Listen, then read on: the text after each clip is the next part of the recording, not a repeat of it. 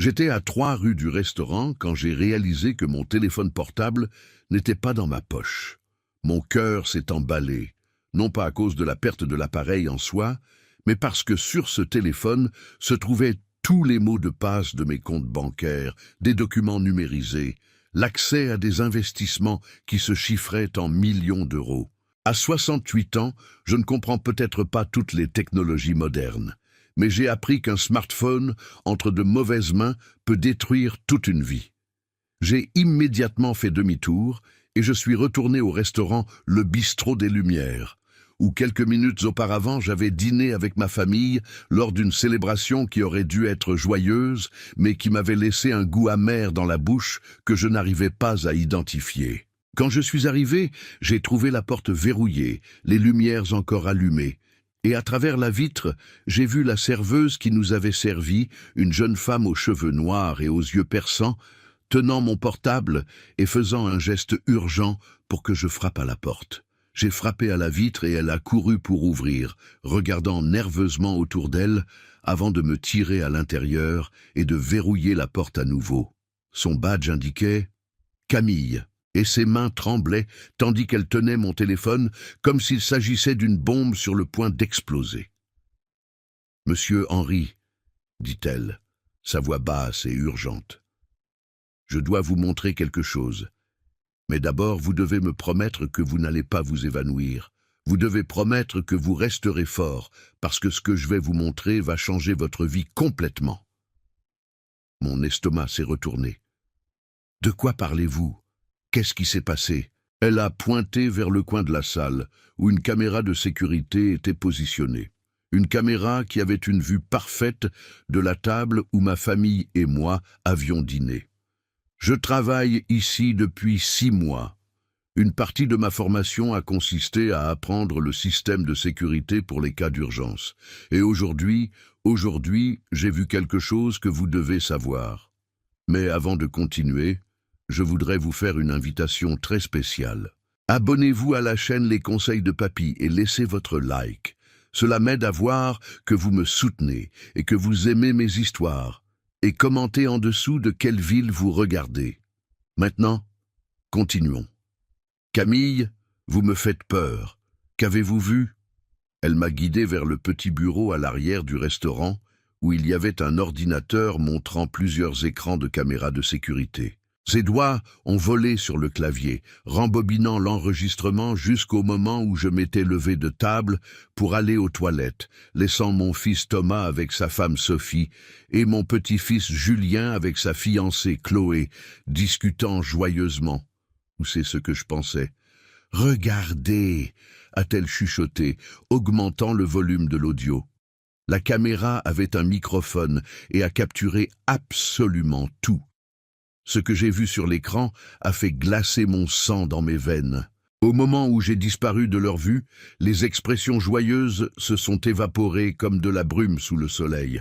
Thomas, mon fils unique, a regardé autour de lui pour s'assurer que j'étais vraiment hors de portée, puis s'est penché en avant.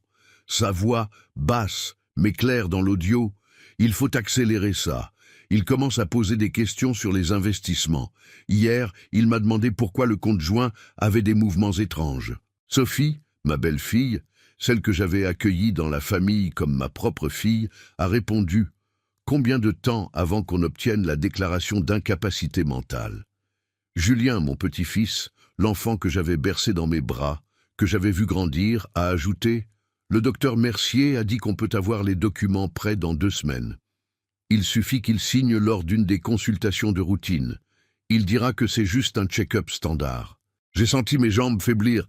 Camille a tenu mon bras, me soutenant. « Continuez à regarder, dit-elle doucement. Il y a plus. » Chloé, la fiancée de Julien que j'avais aidé à financer ses études de droit, passait sa main sur le bras de Thomas d'une manière qui n'était définitivement pas appropriée. Et puis, quand on aura le contrôle de l'argent... Thomas a souri, un sourire que je n'avais jamais vu sur son visage, prédateur et froid. « Après, mon amour, on pourra enfin vivre notre vie ensemble. Combien de temps pensez-vous qu'un homme de 68 ans survive dans un EHPAD de seconde catégorie ? 6 mois, 1 an maximum. » Sophie, celle qui m'appelait Papa Henri avec tant d'affection, Harry. Et nous divisons tout. 50% pour toi et Chloé, 50% pour Julien et moi, tous riches, tous libres. Julien a regardé son père, et j'ai vu des larmes dans ses yeux. Je ne sais toujours pas si je peux faire ça. C'est notre grand-père. C'est un obstacle, a répondu Thomas froidement. Et les obstacles sont faits pour être éliminés. Tu veux continuer à vivre avec des dettes, ou tu veux la vie qu'on mérite? Pense à tes enfants, à l'éducation que tu pourrais leur donner. L'enregistrement a continué pendant encore 5 minutes. 5 minutes de ma famille, les personnes que j'aimais plus que ma propre vie, planifiant méticuleusement de me voler, de m'interner contre ma volonté dans une institution psychiatrique basée sur des documents falsifiés et de me laisser là mourir pendant qu'ils se partageaient ma fortune. Quand l'enregistrement est arrivé au point où je revenais des toilettes et où tous ont instantanément recomposé leur masque de famille aimante, Camille a mis la vidéo en pause. Je n'ai pas pleuré, je n'ai pas crié.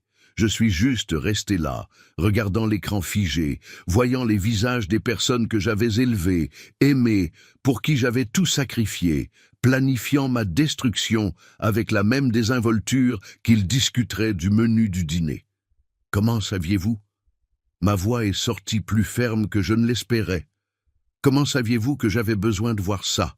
Camille m'a regardé et pour la première fois, j'ai remarqué que ses yeux avaient la même couleur que les miens, un brun vert inhabituel. Parce que, Monsieur Henri, j'attendais ce moment depuis longtemps. J'attendais le bon moment pour vous montrer qui ces personnes sont vraiment. Pourquoi? Vous me connaissez? Pas exactement, mais je connais votre histoire. Je connais votre première femme, Marguerite Dubois. Je la connais parce que... Elle a pris une profonde inspiration, ses mains tremblant, parce qu'elle était ma mère. Le monde a semblé basculer sur son axe. Marguerite, ma première femme, l'amour de ma vie. La femme qui avait construit avec moi un empire de supermarchés à partir de rien et qui était décédée d'un infarctus il y a 15 ans, me laissant veuf et dévasté à 53 ans. La femme que j'avais juré de ne jamais aimer à nouveau jusqu'à ce que je rencontre Claire, 5 ans plus tard, et que je pense naïvement avoir trouvé un second amour véritable. Votre mère, ai-je répété, mon esprit luttant pour comprendre. Marguerite a eu vous, une fille d'une relation antérieure avant de me connaître? Ma mère est morte quand j'avais 5 ans. Mon père a essayé de m'inclure dans sa vie. Mais vous ne l'avez jamais su. Il pensait que ce serait trop douloureux pour vous, puisque vous n'aviez pas pu avoir plus d'enfants après Thomas. Chaque mot était une révélation, une bombe. Pourquoi me dites-vous ça maintenant? Parce que, dit Camille, ses yeux rencontrant les miens avec une intensité féroce, vous êtes en danger, et parce que j'ai des preuves non seulement de cette conversation, mais de beaucoup, beaucoup plus. Des choses qui vont faire paraître cette vidéo comme un jeu d'enfant. Elle a connecté une clé USB à l'ordinateur. Il y a 3 mois, quand j'ai découvert qui vous étiez, j'ai commencé à enquêter. J'ai suivi Thomas, enregistré des conversations, documenté des rencontres. Et ce que j'ai découvert, elle s'est arrêtée, s'assurant que je prêtais attention, va détruire tout ce que vous pensez savoir sur votre famille.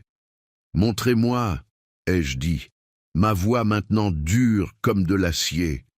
Montrez-moi tout, parce que si une chose que 68 ans de vie m'avaient apprise, c'était que la connaissance est le pouvoir. Et j'étais sur le point de devenir très, très puissant. Et ces personnes qui avaient dîné avec moi il y a moins d'1 heure, riant et trinquant tout en planifiant ma ruine, elles n'avaient aucune idée de ce qui allait leur tomber dessus. Personne ne s'en prend à Henri Dubois et s'en tire impunément. Personne. Pour comprendre l'ampleur de la trahison que je venais de découvrir, je dois remonter dans le temps et raconter comment j'ai construit cette famille, ou plutôt comment j'ai cru l'avoir construite. Mon nom est Henri Dubois, j'ai 68 ans, et pendant la majeure partie de ma vie d'adulte, j'ai pensé connaître le sens du mot famille. Aujourd'hui, en regardant cette vidéo en pause, J'ai réalisé que j'avais passé des décennies à vivre un mensonge soigneusement construit. Je suis né en 1956 dans une famille de classe moyenne. Mon père était employé de banque, ma mère couturière. J'ai grandi en voyant ma mère travailler jusqu'à tard dans la nuit pour compléter les revenus, ses doigts saignant à force de coudre. J'ai juré que je ne vivrais jamais ainsi. J'ai juré que mes enfants auraient tout ce que je n'avais pas eu. J'ai rencontré Marguerite Dubois quand j'avais 24 ans. Je travaillais comme caissier dans l'un de ses premiers supermarchés. Elle n'en avait que 3 à l'époque, petits, mais avec du potentiel. Marguerite avait 26 ans, était ambitieuse, intelligente, et voyait en moi plus qu'un simple employé. Elle voyait un partenaire. Nous nous sommes mariés 6 mois plus tard, en 1980. Les premières années ont été difficiles. Nous travaillions ensemble 12, 14 heures par jour. Je m'occupais de la comptabilité, des fournisseurs, de l'administration. Marguerite s'occupait de l'expansion, des négociations, de la vision stratégique. Nous étions une équipe parfaite. Et quand Thomas est né en 1988, j'ai pensé que ma vie était complète. Thomas était un enfant doux, aux cheveux blonds bouclés et aux yeux bleus comme sa mère. Marguerite l'adorait. Elle a construit l'Empire non seulement par ambition, mais pour lui donner un avenir sûr. Le dimanche, elle fermait tous les supermarchés et passait la journée avec Thomas. Elle l'emmenait au parc, au cinéma, lui apprenait à jouer au football. C'était une mère présente d'une manière que ma propre mère n'avait jamais pu l'être. Quand Marguerite est décédée en 2009, j'ai pensé que mon monde s'était effondré. Infarctus foudroyant à 51 ans. Elle était au bureau en train de réviser des contrats et s'est simplement effondrée. Quand je suis arrivé à l'hôpital, c'était trop tard.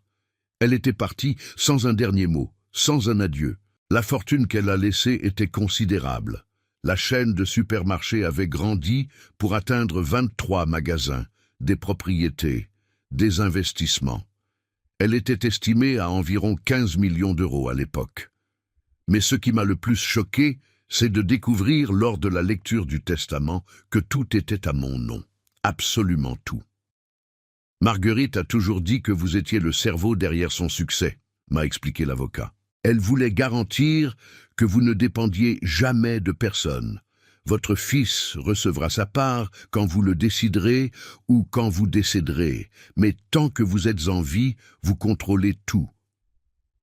Thomas avait 21 ans à l'époque, fraîchement diplômé en commerce.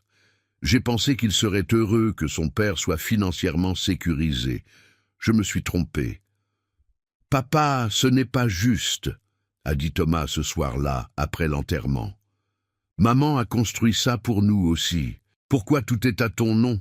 Ta mère me faisait confiance pour prendre soin de toi, » ai-je répondu, surpris par sa réaction. « Et c'est ce que je ferai. Tu auras tout ce dont tu as besoin. » Mais tout ce dont tu as besoin n'a jamais été suffisant. Thomas est diplômé et a voulu monter une entreprise de construction. Je lui ai donné 500 000 € de capital initial. L'entreprise a fait faillite en 2 ans. Mauvaise gestion, mauvais contrat, dépenses excessives. Il est revenu en demandant plus. J'ai donné 300 000 € de plus. Même histoire. Thomas s'est marié avec Sophie en 2011.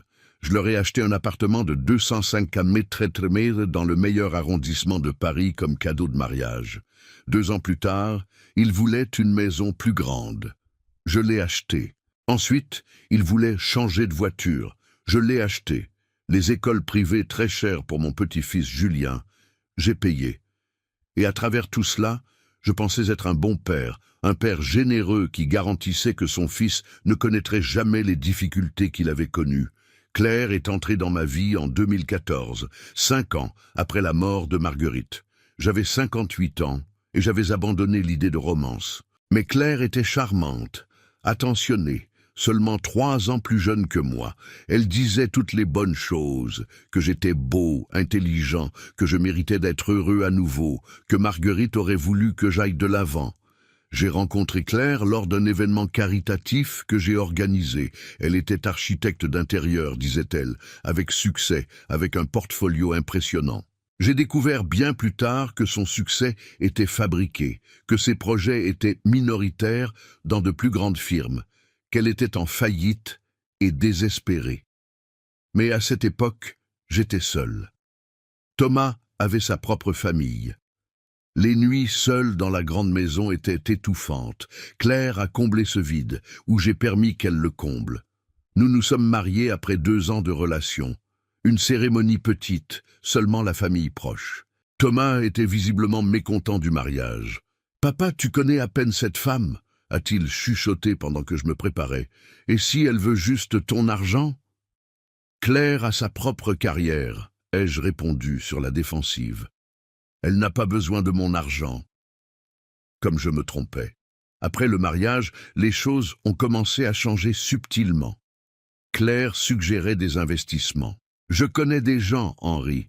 Nous pouvons multiplier ta fortune. » Toujours ta fortune, jamais notre, comme si elle me faisait une faveur en aidant à gérer. J'ai permis qu'elle s'implique dans les finances. Nous avons créé un compte joint où j'ai déposé 5 millions d'euros pour des investissements. Claire a pris en charge avec Thomas, qui avait beaucoup étudié le marché financier, disait-il. Ensemble, ils géraient cette partie de la fortune. Sophie et son mari sont devenus des habitués de nos dîners hebdomadaires. Chloé, la fiancée de Julien, est devenue ma compagne de shopping. Superficiellement, nous étions la famille parfaite. Le veuf qui avait trouvé l'amour à nouveau, le fils dévoué, les belles-filles et beaux-fils affectueux. Mais il y a eu des moments, de petits moments que j'ai ignorés, où le masque glissait. Comme quand Claire était furieuse, parce que j'ai refusé de vendre 2 des magasins de supermarché. Ce sont des propriétés improductives, Henri. Nous pourrions faire beaucoup plus avec ce capital investi. Ou quand Thomas a explosé parce que j'ai refusé de financer sa 3e entreprise ratée.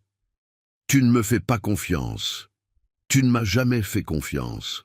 Ou quand Sophie a pleuré parce que j'ai refusé d'acheter une maison de vacances à 2 millions d'euros sur la Côte d'Azur. D'autres pères veulent que leurs enfants soient heureux. Mais toi, tu veux juste tout contrôler. Chaque incident a été suivi d'excuses, d'embrassades, de « désolé papa, je suis stressé ». Et moi, voulant désespérément croire que ma famille m'aimait, j'acceptais les excuses. Jusqu'à aujourd'hui. Jusqu'à ce dîner qui était censé célébrer l'anniversaire de mariage de Sophie et Thomas, 15 ans ensemble. Claire a suggéré le bistrot des Lumières. C'est leur préféré, chérie. Faisons quelque chose de spécial. Maintenant, je comprends. C'était planifié. Ils ont choisi ce restaurant parce qu'ils pensaient que c'était sûr, parce qu'ils n'imaginaient pas qu'une caméra capterait tout, parce qu'ils n'imaginaient pas que quelqu'un regarderait. Assise dans ce bureau, regardant Camille, cette jeune femme qui prétendait être la fille de Marguerite, je comprenais quelque chose de fondamental. Je n'avais pas une famille, j'avais un gang, et les gangs doivent être démantelés. Camille, ai-je dit, ma voix ferme et décidée. Montrez-moi tout ce que vous avez, chaque preuve, chaque enregistrement, chaque document. Elle a hoché la tête, ses doigts volant sur le clavier. Préparez-vous, Henri, parce que ça va devenir beaucoup, beaucoup pire avant de s'améliorer. Eh bien, ai-je répondu, sentant quelque chose en moi se durcir, quelque chose qui avait été endormi depuis la mort de Marguerite. Je ne suis pas arrivé où je suis en étant faible, je suis prêt. Et j'étais prêt pour découvrir toute la vérité, prêt à confronter chaque mensonge, prêt à détruire ceux qui ont osé me trahir. Parce que l'Henri gentil, généreux, qui croyait au meilleur des gens, il venait de mourir dans cette vidéo. Et l'homme que Marguerite avait aimé, le battant, le stratège, le survivant, il était de retour. Et que Dieu aide quiconque se trouverait sur son chemin. Maintenant que vous connaissez mon histoire, vous devez comprendre les détails de ce dîner, parce que chaque moment, chaque mot, chaque geste que j'avais interprété comme de l'amour familial était en réalité une mise en scène soigneusement chorégraphiée. Assis dans le bureau avec Camille, j'ai forcé mon esprit à revisiter chaque seconde de cette soirée, voyant maintenant, avec des yeux ouverts, ce que j'avais vu auparavant à travers les lentilles déformées de la confiance aveugle. Le dîner était prévu pour 20 heures. Claire a insisté pour que nous prenions ma voiture. La tienne est plus confortable, chérie. Mais maintenant, je réalise que c'était pour garantir que je conduirais. que je serais concentré sur la route, assez distrait pour ne pas remarquer les échanges de regards significatifs entre eux tous pendant le trajet. Nous sommes arrivés avant les autres. Claire a demandé une table spécifique. « Celle-là dans le coin, s'il vous plaît, plus privée », pointant exactement vers la table sous la caméra de sécurité. À l'époque, j'ai pensé que c'était par considération pour notre intimité. Maintenant, je sais qu'il voulait un endroit éloigné où il pourrait parler librement quand je ne serais pas présent. Thomas et Sophie sont arrivés les premiers.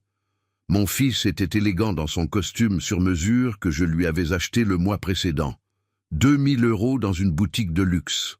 Il m'a embrassé sur les 2 joues, m'a appelé papa chéri et a commenté comme il était heureux que nous soyons tous ensemble. « La famille, c'est tout, n'est-ce pas, papa ?» a-t-il dit, serrant ma main. « Je ne sais pas ce que nous ferions sans toi. » Les mots résonnaient maintenant dans mon esprit avec une signification sinistre. « Je ne sais pas ce que nous ferions sans toi. » Sans mon argent, voulait-il dire, sans mes ressources, sans ma fortune pour soutenir le style de vie auquel il s'était habitué. Julien et Chloé sont arrivés 15 minutes plus tard, s'excusant du retard. Chloé était spécialement affectueuse, s'asseyant à côté de moi, tenant mon bras. « Tu es radieux, Henri. Cette nouvelle crème que je t'ai recommandée fait des miracles. » Chloé m'appelait toujours Henri, jamais Monsieur Dubois ou même grand-père. Je trouvais ça intime, affectueux. Maintenant, ça sonnait faux, manipulateur.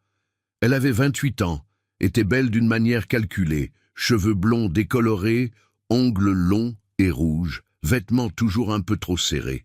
Et la façon dont elle regardait Thomas quand elle pensait que personne ne regardait, comment n'avais-je pas remarqué avant? Le dîner a commencé avec du champagne. Claire a passé la commande, une bouteille chère, 300 €. Nous célébrons 15 ans de mariage de Thomas et Sophie. Ils méritent le meilleur. Avec mon argent, bien sûr. Toujours avec mon argent. Les conversations ont coulé, superficielles, joyeuses, vides. Sophie a parlé d'un nouveau projet au travail. Julien a mentionné une opportunité d'affaires qui serait parfaite s'il avait du capital pour investir. Un signal clair que j'ai ignoré à l'époque, mais que je vois maintenant comme une autre tentative d'extraire de l'argent. « Papa » a dit Thomas en se penchant en avant, « as-tu déjà pensé à simplifier tes investissements, consolider tout dans un seul fonds qui serait plus facile à gérer? J'ai un ami à la banque qui pourrait t'aider. » « Je vais bien comme je suis » ai-je répondu. Et j'ai remarqué maintenant, en regardant en arrière, comment son sourire a failli pendant une fraction de seconde, comment ses yeux ont rencontré ceux de Claire dans un regard qui disait « Il ne coopère pas ». Sophie a changé de sujet rapidement. « Papa, as-tu déjà pensé à faire ce voyage en Italie dont tu as toujours rêvé? Toi et Claire pourriez rester 1 mois, 2 mois même. Profiter, nous nous occuperions de tout ici. S'occuper de tout, signifiant avoir un accès complet à mes finances, à mes affaires, à mes propriétés. Et si quelque chose m'arrivait pendant que j'étais hors du pays? Un accident, une maladie soudaine. J'ai refusé poliment. Peut-être dans le futur, j'ai beaucoup de choses dont je dois m'occuper maintenant. Un autre regard échangé, cette fois entre Sophie et Chloé. La nourriture est arrivée. Des commandes chères, filets mignons, homards, vins importés. Personne ne regardait les prix sur le menu. Pourquoi le ferait-il? Henri paierait. Henri payait toujours. C'est pendant le dessert que Claire a mentionné trop désinvolte qu'elle avait pris rendez-vous pour moi avec un nouveau médecin. Docteur Mercier, un gériatre excellent, ami d'un ami. Juste pour un check-up de routine, chérie. À notre âge, il ne coûte rien d'être prudent. À notre âge, comme si 68 ans signifiait que j'avais un pied dans la tombe. Je ne pense pas que ce soit nécessaire, ai-je répondu. Mon médecin actuel est excellent.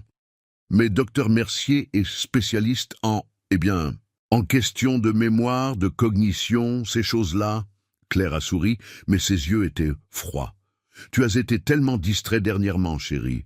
Tu as oublié notre rendez-vous avec le comptable la semaine dernière. Tu ne t'es pas souvenu de l'anniversaire de Sophie. C'était un mensonge.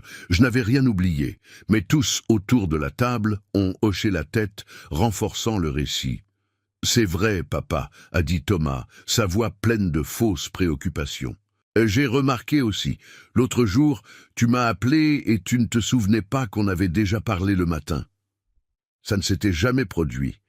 Mais là était mon propre fils, construisant une histoire de déclin mental qui n'existait pas. Ce serait bien de faire le check-up, a ajouté Julien, par précaution. On ne veut pas que ça arrive au point où tu ne peux plus prendre soin de toi-même. Ne pas pouvoir prendre soin de moi-même. Les mots étaient soigneusement choisis, juridiquement significatifs, base pour une déclaration d'incapacité. Chloé a touché mon bras, ses ongles rouges comme des griffes. Fais-le pour nous, Henri. Nous sommes inquiets. Tu es si important pour nous tous. Important mais pas aimé, jamais aimé. Juste important tant que j'étais utile, tant que j'avais de l'argent, tant que je pouvais être contrôlé. C'est après ça que je me suis levé pour aller aux toilettes. Excusez-moi, ai-je murmuré en prenant mon portefeuille. J'aurais dû prendre mon téléphone, mais je l'ai laissé sur la table. Une erreur qui s'est avérée être la plus grande chance de ma vie. Dans les toilettes, j'ai regardé mon reflet dans le miroir. J'ai vu un homme bien conservé de 68 ans, cheveux gris bien coupés, maquillage discret. Oui, Claire m'avait convaincu d'utiliser un peu de fond de teint. Vêtements élégants. J'ai vu quelqu'un qui avait travaillé dur, construit un empire, élevé un fils, survécu à la perte d'un grand amour. J'ai vu quelqu'un qui était lentement détruit par les personnes en qui il avait le plus confiance. Mais à ce moment-là, je ne le savais pas encore. Je pensais toujours que les regards étranges étaient mon imagination. Je croyais toujours que quand je retournerais à la table, je trouverais ma famille aimante m'attendant. J'ai respiré profondément, réajusté ma veste et je suis retourné. Et ils étaient là. Large sourire, conversations animées, mains tendues vers moi dans des gestes d'affection. Parfait. Tous parfaitement répétés. « Tout va bien, papa ?» a demandé Thomas. « Tu as pris du temps. »« Je pensais juste, » ai-je répondu en m'asseyant, « à quel point je suis chanceux de vous avoir. » Et ils ont souri. Mon Dieu, comme ils ont souri. Des sourires de loup encerclant une proie blessée. Nous avons terminé le dessert. Claire a demandé l'addition. Que j'ai payé, évidemment. 450 € pour le dîner. Un petit prix, ont-ils dû penser, comparé aux millions qui seraient bientôt entre leurs mains. Nous sommes sortis ensemble. Nous sommes dit au revoir dans le parking avec des embrassades et des baisers. « Je vous aime », ai-je dit. « Nous t'aimons aussi, papa », a répondu Thomas. Et maintenant, en revivant le moment dans ma tête, je me souviens de l'éclair de quelque chose dans ses yeux, de la culpabilité, de l'hésitation, ou juste l'habileté d'un menteur expérimenté. J'ai conduit à la maison avec Claire, qui était silencieuse, regardant par la fenêtre.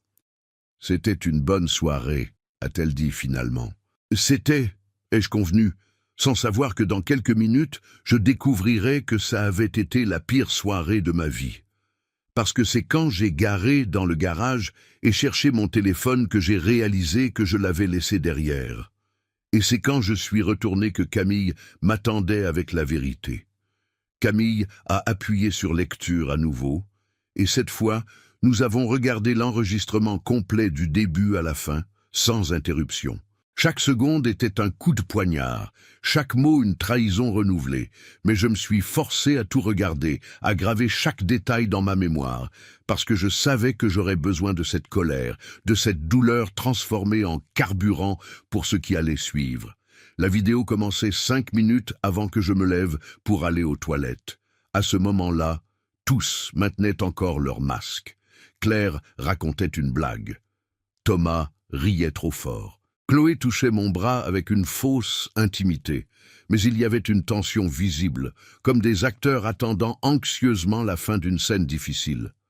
Puis, je me suis levé. La caméra a capturé clairement ma silhouette marchant vers les toilettes, disparaissant de la vue, et c'était comme si quelqu'un avait coupé les fils des marionnettes. Toutes les expressions joyeuses se sont effondrées instantanément. Claire a été la première à parler. Sa voix basse mais claire dans le microphone sensible de la caméra. Enfin, je pensais qu'il ne quitterait jamais la table. « Combien de temps pensez-vous que nous avons ?» a demandé Sophie, regardant nerveusement dans la direction où j'étais allé.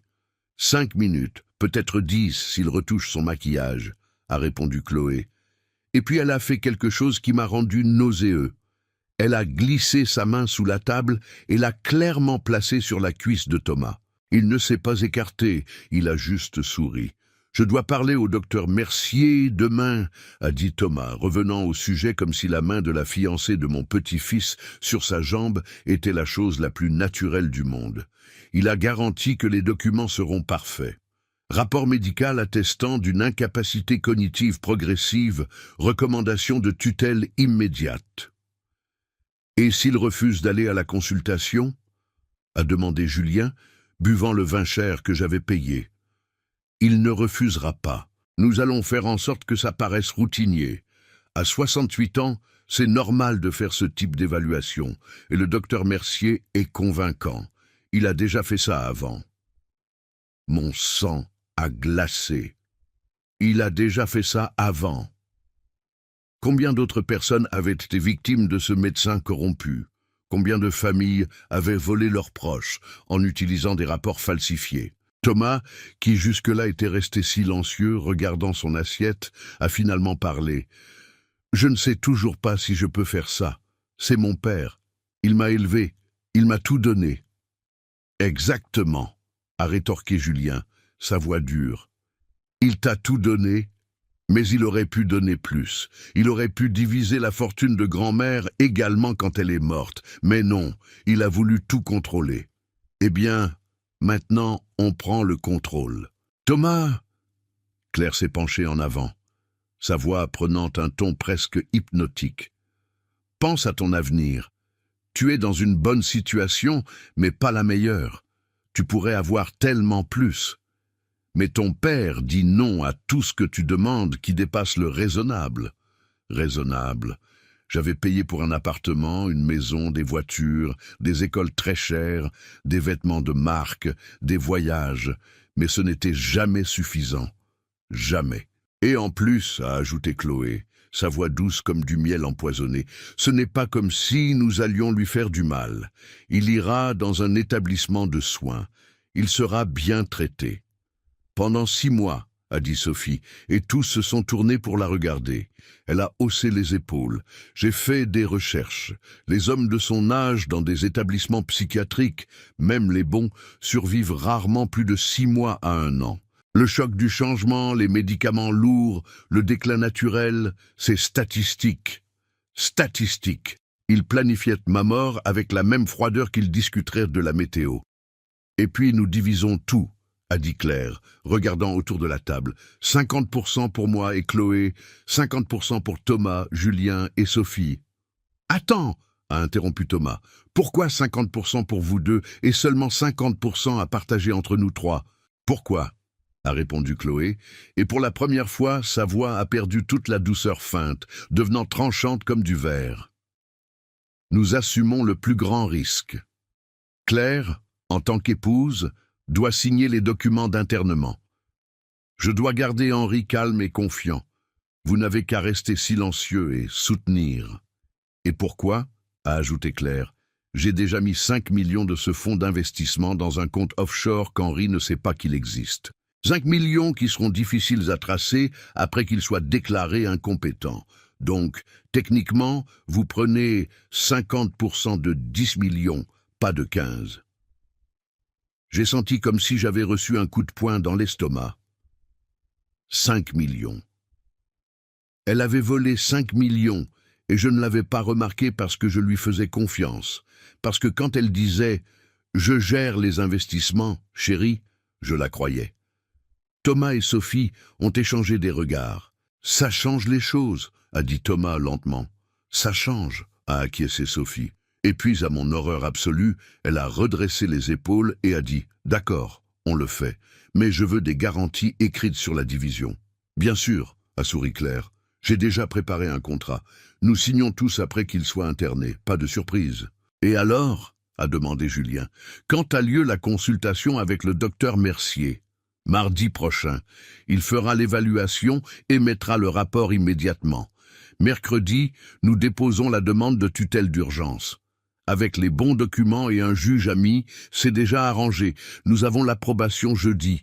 Vendredi, il est interné. 5 jours. Dans 5 jours, je serai enfermé dans un établissement psychiatrique basé sur des mensonges, volé de ma liberté, de mon autonomie, de ma vie.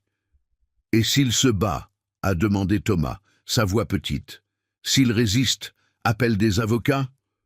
Ça ne fait que prouver l'instabilité mentale, a répondu Claire, et il y avait quelque chose de véritablement sinistre dans son sourire. Paranoïa, comportement erratique, accusations sans fondement contre la famille aimante qui veut juste prendre soin de lui. Chaque résistance ne fait que renforcer notre cas. C'était diaboliquement intelligent. Un système parfait où toute défense que je montrais serait utilisée contre moi. Chloé a regardé sa montre. Il devrait revenir bientôt. Instantanément, tous ont ajusté leur posture. Les sourires sont revenus sur les visages. Les mains se sont positionnées dans des gestes décontractés. Quand ma silhouette est apparue dans la vidéo retournant à la table, ils étaient parfaitement composés. Une famille aimante, profitant d'un dîner agréable. « Tout va bien, papa ?» a demandé Thomas dans la vidéo, sa voix pleine de préoccupation feinte. Camille a mis la vidéo en pause à nouveau. « Il y a plus », a-t-elle dit doucement.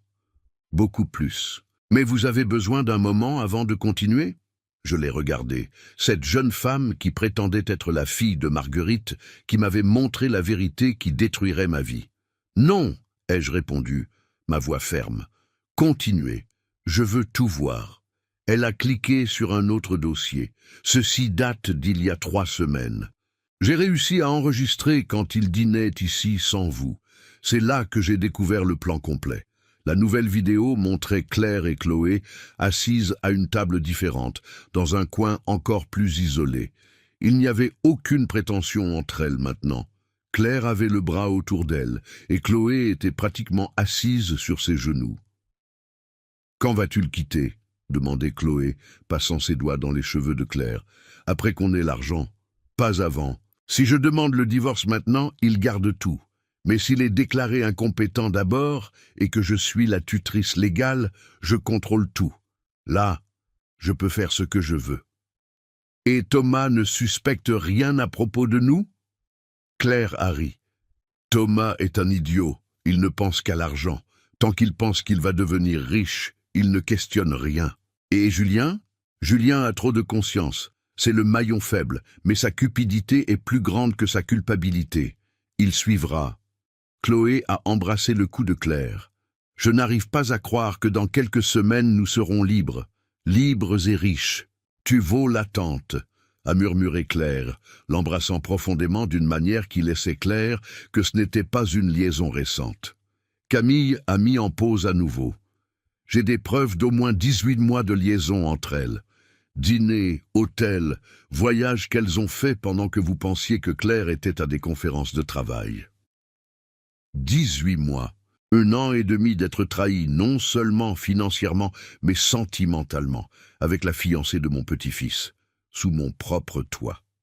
« Il y a plus ?» ai-je demandé, ma voix dangereusement calme. « Il y a ?» Camille a ouvert un autre fichier. Thomas et Sophie ont aussi leur propre plan. J'ai découvert qu'ils planifient d'acheter des participations dans des entreprises en utilisant l'argent qu'ils vont recevoir. Ils ont déjà des contrats préliminaires signés. Ils étaient si confiants qu'ils avaient commencé à dépenser avant même d'obtenir l'argent. Elle m'a montré des documents, des contrats, des accords, des emails. Mon fils et ma belle-fille négociant des affaires de millions basées sur de l'argent qu'ils n'avaient pas encore. De l'argent qu'ils prévoyaient de me voler. Et Julien, ai-je demandé ? Camille a hésité. Julien est compliqué. Il est vraiment conflictuel. Il y a des moments où il abandonne presque le plan. Mais ensuite, sa mère le convainc à nouveau. Elle le manipule en disant que c'est pour le bien de ses futurs enfants, que vous vivriez confortablement dans l'établissement, que ce serait mieux pour tous. Il croit ça ? Il veut le croire, parce que s'il le croit, il n'a pas besoin de se sentir coupable. J'ai regardé toutes ces vidéos, documents, preuves, Une conspiration familiale complète et méticuleuse pour me voler, m'emprisonner, me détruire. Pourquoi? Ai-je chuchoté. Pourquoi me montrez-vous tout ça? Qu'est-ce que vous gagnez à faire ça? Camille m'a regardé directement dans les yeux et j'ai vu des larmes là. Parce que ma mère vous a aimé vraiment, et elle m'a fait promettre, avant de mourir, que si jamais vous aviez besoin d'aide, je serais là. Elle avait peur que ça arrive, peur que les gens ne vous voient que comme de l'argent, pas comme une personne. Marguerite savait à propos de vous? Savait. Elle m'a soutenu en secret toute ma vie. Elle a laissé un fonds fiduciaire qui me permet de vivre confortablement. Mais plus que de l'argent, elle m'a donné un but, vous protéger. Et maintenant, elle a pris une profonde inspiration. Maintenant, vous devez me laisser vous aider. J'ai regardé cette jeune femme, demi-sœur de mon fils, fille de la femme que j'avais aimée, gardienne de secrets qui maintenant me libérerait. Aidez-moi, ai-je convenu, aidez-moi à détruire chacun d'eux. Et Camille a souri, un sourire qui était pur, Marguerite. Ce sera un plaisir. Camille a préparé le café pendant que nous organisions toutes les preuves sur la table du petit bureau.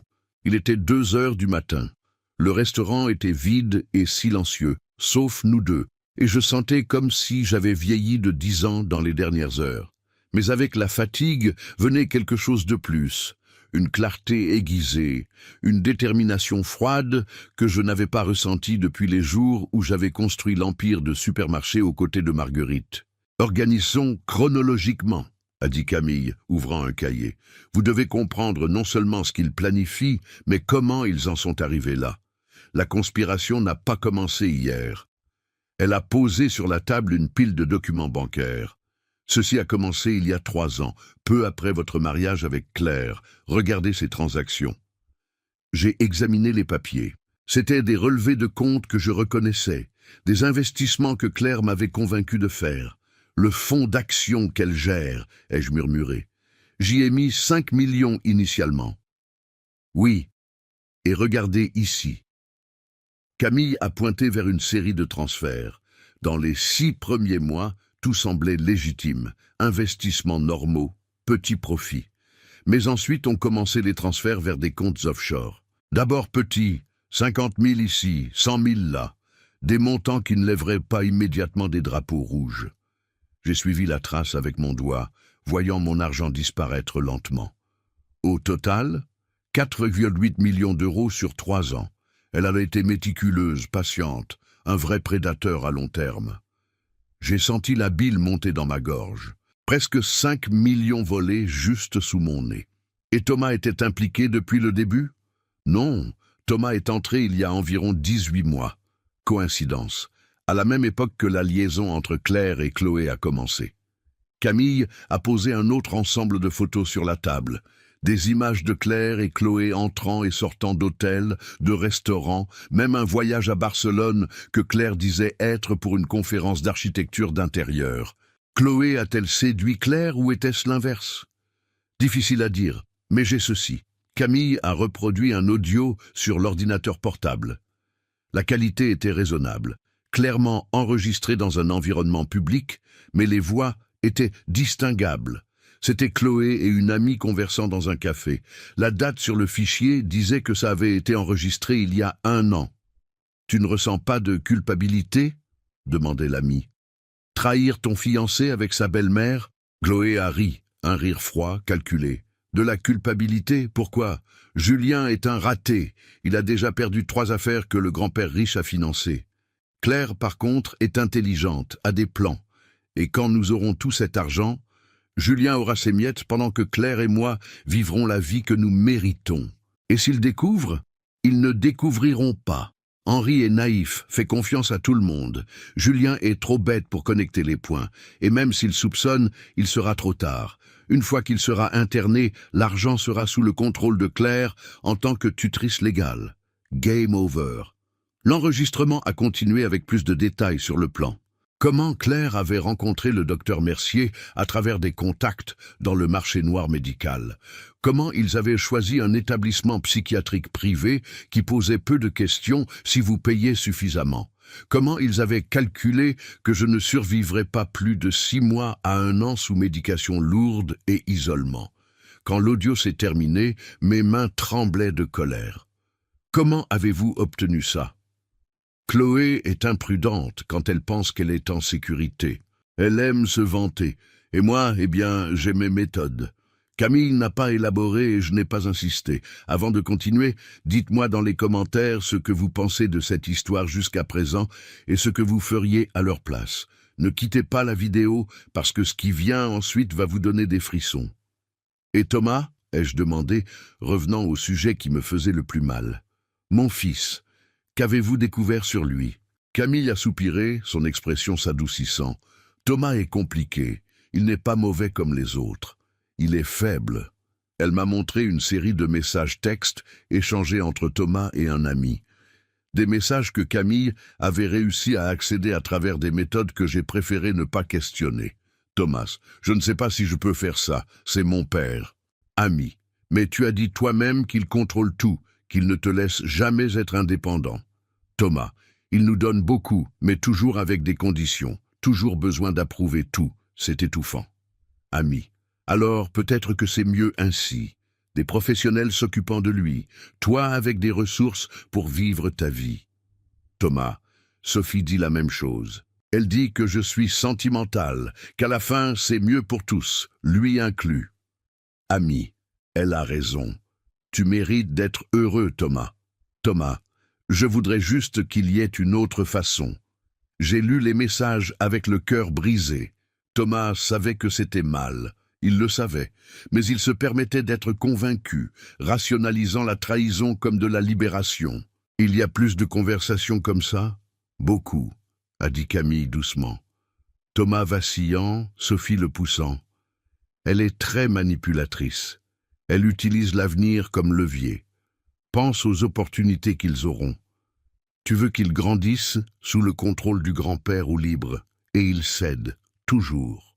Parce qu'au fond, Thomas veut l'argent aussi. Il veut juste ne pas se sentir coupable de le vouloir. Camille a posé sur la table un autre document, celui-ci particulièrement sinistre. C'était un contrat rédigé par un avocat, divisant ma fortune entre les conspirateurs. 50% pour Claire et Chloé conjointement, 25% pour Thomas, 25% pour Julien et Sophie. Ils ont déjà signé ça? Ai-je demandé, ma voix glacée. Pas encore. Ils attendent que vous soyez interné d'abord. Mais regardez la date. Il a été rédigé il y a 3 mois. 3 mois. Pendant que je dînais avec eux, achetais des cadeaux pour mes petits-enfants, potentiels dans le cas de Julien, croyais être un patriarche aimé d'une famille unie, il signait des contrats, divisant mes dépouilles comme des vautours sur une carcasse. Et le docteur Mercier? Ai-je demandé. Qui est-il vraiment? Camille a ouvert un dossier différent, me montrant l'historique du médecin.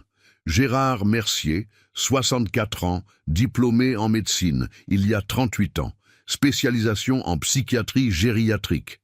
Mais regardez ça. Elle a pointé vers une série de poursuites éthiques. 3 cas dans les 10 dernières années où des familles ont allégué qu'il avait diagnostiqué faussement la démence ou l'incapacité mentale. Dans 2 cas, les poursuites ont été retirées mystérieusement, probablement des accords financiers. Le 3e a résulté en une suspension de 3 mois de sa licence médicale, mais il a fait appel et gagné. Il fait ça professionnellement. Il diagnostique l'incapacité fausse pour les familles qui veulent contrôler les héritages. Exactement. Et il se fait très bien payer pour ça. J'ai trouvé des transferts de Claire vers un compte du docteur Mercier. 50 000 € déposés il y a 2 semaines. Paiement anticipé pour les services. J'ai regardé toutes les preuves étalées. Vidéos, audio, documents bancaires, contrats, messages. C'était un dossier complètement construit de conspiration, fraude, planification d'internement illégal. C'est suffisant pour les poursuivre? Ai-je demandé. Criminellement? Absolument. Fraude, détournement de fonds, conspiration, faux documents. Claire pourrait prendre 5 à 10 ans. Docteur Mercier aussi. Thomas et Chloé comme complices, peut-être 3 à 5 ans. Julien.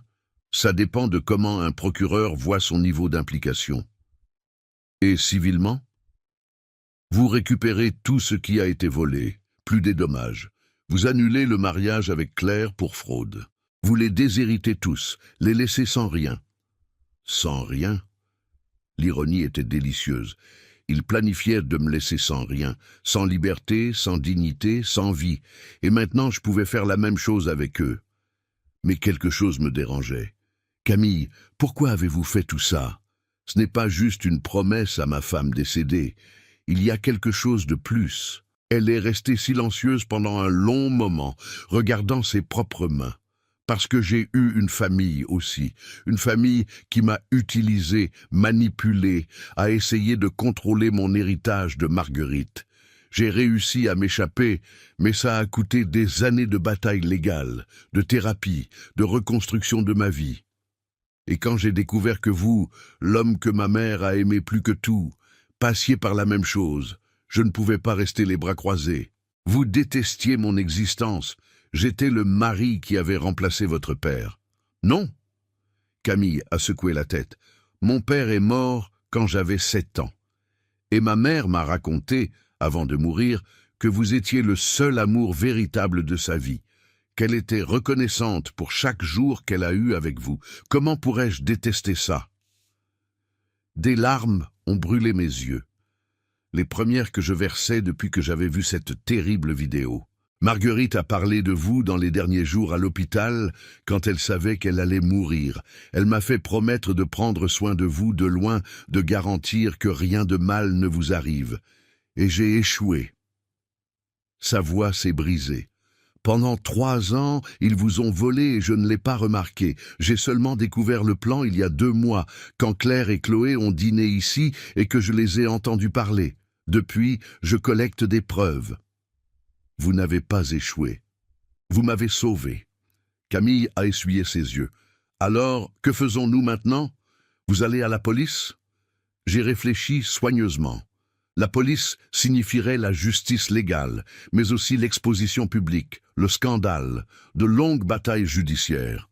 Et il y avait une partie de moi, la partie qui avait construit un empire, qui avait survécu à la mort d'une femme, qui avait lutté dans un monde des affaires, qui voulait quelque chose de plus direct. Pas encore, ai-je répondu lentement. D'abord, je veux qu'il se pende complètement.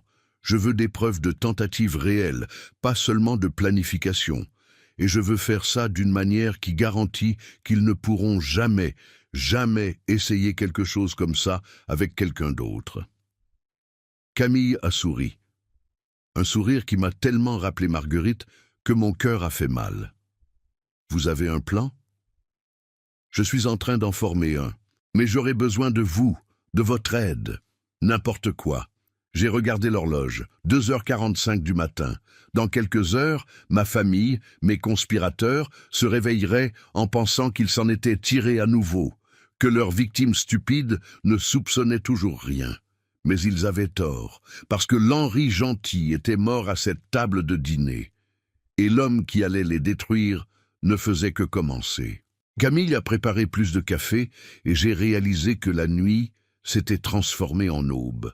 À travers la fenêtre du bureau, je voyais les premières lumières du jour naissant, peignant le ciel de rose et d'orange. Mais avant de planifier notre contre-attaque, il y avait des choses que Camille devait savoir.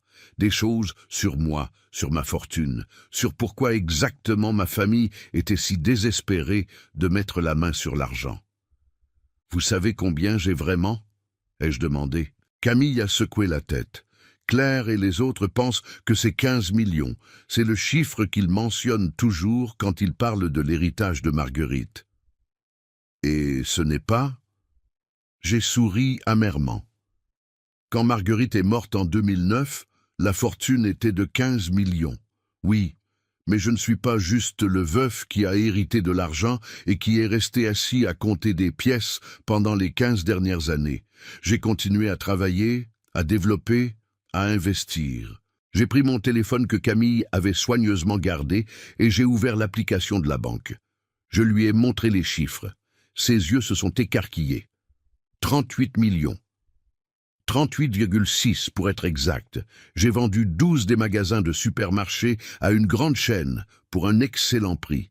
J'ai gardé 11 qui sont extrêmement rentables. J'ai investi dans l'immobilier. J'ai 17 propriétés commerciales louées, des actions, des fonds, quelques investissements dans des start-up qui ont très bien marché. Marguerite m'a bien enseigné, et j'ai appris encore mieux. Camille a sifflé doucement.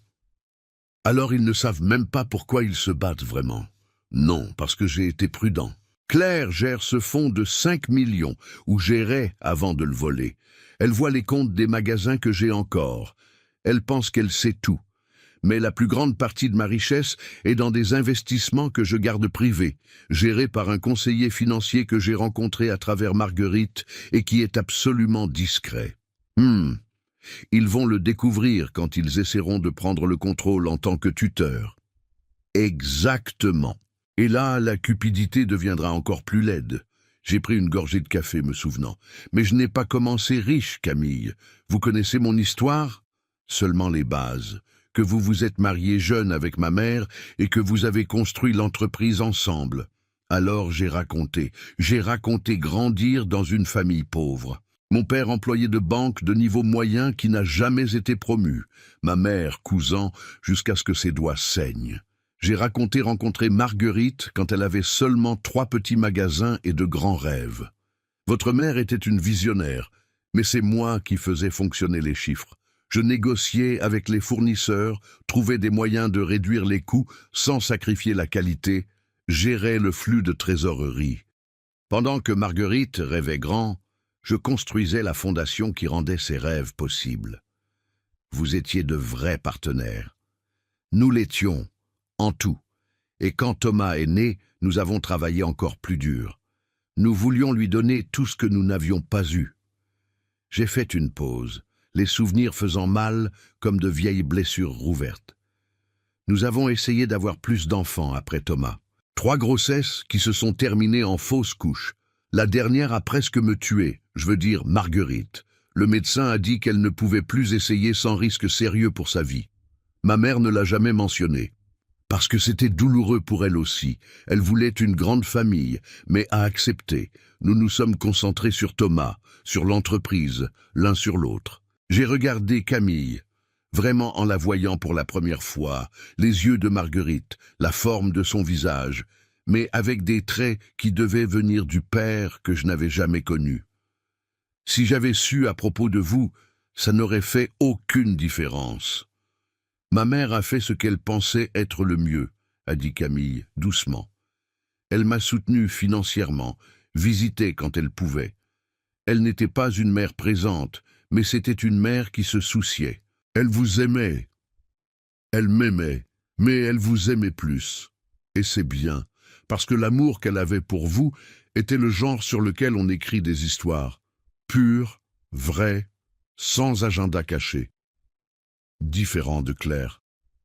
Le nom n'avait même pas besoin d'être dit. « Parlez-moi d'elle » a demandé Camille. « De Claire, comment êtes-vous tombé dans le piège ?» J'ai soupiré. La solitude, aussi simple que ça. 5 ans après la mort de Marguerite, j'étais perdu. Les affaires allaient bien. Thomas avait sa propre vie. Je rentrais dans une maison énorme et vide chaque soir. Et puis, j'ai rencontré Claire lors d'un événement caritatif. Un événement qu'elle a fréquenté spécifiquement pour rencontrer des veufs riches. L'observation était cinglante, mais probablement vraie. Elle était charmante, attentionnée, savait exactement quoi dire. Maintenant, je vois que tout était calculé. Elle a fait des recherches sur moi avant, connaissait mon histoire, savait exactement quel bouton appuyer. Et elle se déclarait architecte d'intérieur à succès. Oui, avec un portfolio impressionnant que j'ai découvert plus tard être principalement des travaux où elle était consultante mineure, pas architecte principale. Mais à l'époque, ça semblait légitime. Et moi, je voulais croire. Je voulais croire que je pouvais avoir de l'amour à nouveau. Ne vous blâmez pas. Les prédateurs comme Claire sont des professionnels. J'aurais dû voir les signes. La façon dont elle était toujours intéressée par mes finances, comment elle suggérait des investissements, comment elle prenait lentement plus de contrôle. J'ai secoué la tête, mais j'étais aveugle. Ce n'était même pas de l'amour, je réalise maintenant. C'était l'illusion de compagnie. Et votre fils? Il a soutenu le mariage? Thomas était contre initialement. Il a dit que je connaissais à peine cette femme. Mais Claire a été intelligente. Elle l'a conquis graduellement, feignant de se soucier de Julien, offrant des conseils sur les affaires de Sophie. Thomas a été plus facile. Claire s'est offerte pour l'aider avec le fonds d'investissement. Elle disait qu'elle avait des contacts. Thomas a été impressionné. Et c'est comme ça que Claire a eu accès à l'argent. Oui, j'ai suggéré de créer le fonds de 5 millions pour qu'elle gère, pensant que ce serait bien d'avoir de l'aide. Marguerite gérait toujours la plupart des investissements et j'étais peu sûr de moi sur cette échelle. Claire semblait connaître. Alors, j'ai fait confiance. Et elle a commencé à voler immédiatement? Presque. Elle a attendu 6 mois, établissant des modèles légitimes d'abord, construisant ma confiance. Puis elle a commencé avec de petits détournements qui ont augmenté graduellement. J'ai regardé les relevés bancaires sur la table. Elle a presque 5 millions maintenant. De l'argent pour lequel j'ai travaillé des décennies, volé en 3 ans. Camille a touché ma main. Mais vous avez encore 33 millions qu'elle ne sait pas qui existent. Vous avez encore le pouvoir, Henri. Beaucoup de pouvoir. Et je vais utiliser chaque centime pour les détruire, ai-je promis. Mais je dois comprendre quelque chose. Quand a commencé la liaison avec Chloé? Camille a vérifié ses notes. Les premières preuves que j'ai datent d'il y a 18 mois, mais je suspecte que ça a commencé avant. Chloé est 15 ans plus jeune que vous, belle d'une manière évidente. Pour une femme comme Claire, qui ne s'est mariée avec vous que pour l'argent, elle serait beaucoup plus attirante. Et Julien ne sait pas? Non, Julien est, et pardonnez-moi d'être dur, il est stupide, focalisé sur lui-même, sur ses affaires ratées, sur des fantaisies de richesse. Il ne remarque pas que sa fiancée couche avec sa belle-mère pratiquement sous son nez. J'ai pensé à Julien, mon petit-fils, qui avait toujours été moins académique, toujours essayant de prouver sa valeur, et toujours échouant. J'ai financé 3 affaires pour lui, toutes ont fait faillite. Pas par manque de capital, mais par mauvaise gestion. Et chaque fois, il revenait demander plus, promettant que cette fois ce serait différent. Vous avez toujours donné, toujours, parce que c'est mon petit-fils, parce que je voulais croire en lui. J'ai senti la colère grandir à nouveau, et c'est mon paiement. Conspiration pour me voler et m'interner.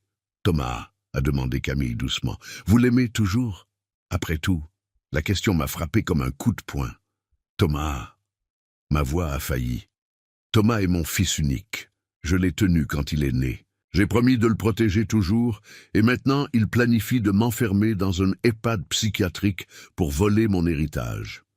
Mais les messages montrent qu'il a des doutes. Les doutes ne suffisent pas. Il suit toujours le plan. Il choisit l'argent plutôt que son père. J'ai essuyé des larmes qui avaient commencé à couler. Peut-être que j'ai échoué avec lui. Peut-être que j'ai donné trop, l'ai rendu dépendant, ne lui ai pas enseigné la valeur du travail. Ou peut-être qu'il est simplement faible et cupide, a dit Camille, sans détour. Henri, vous ne pouvez pas vous blâmer pour leurs défauts de caractère. Vous avez été un bon père. Ils ont choisi d'être de mauvaises personnes. Elle avait raison. Et il était temps d'arrêter de faire des excuses pour eux. Alors, j'ai respiré profondément. Planifions.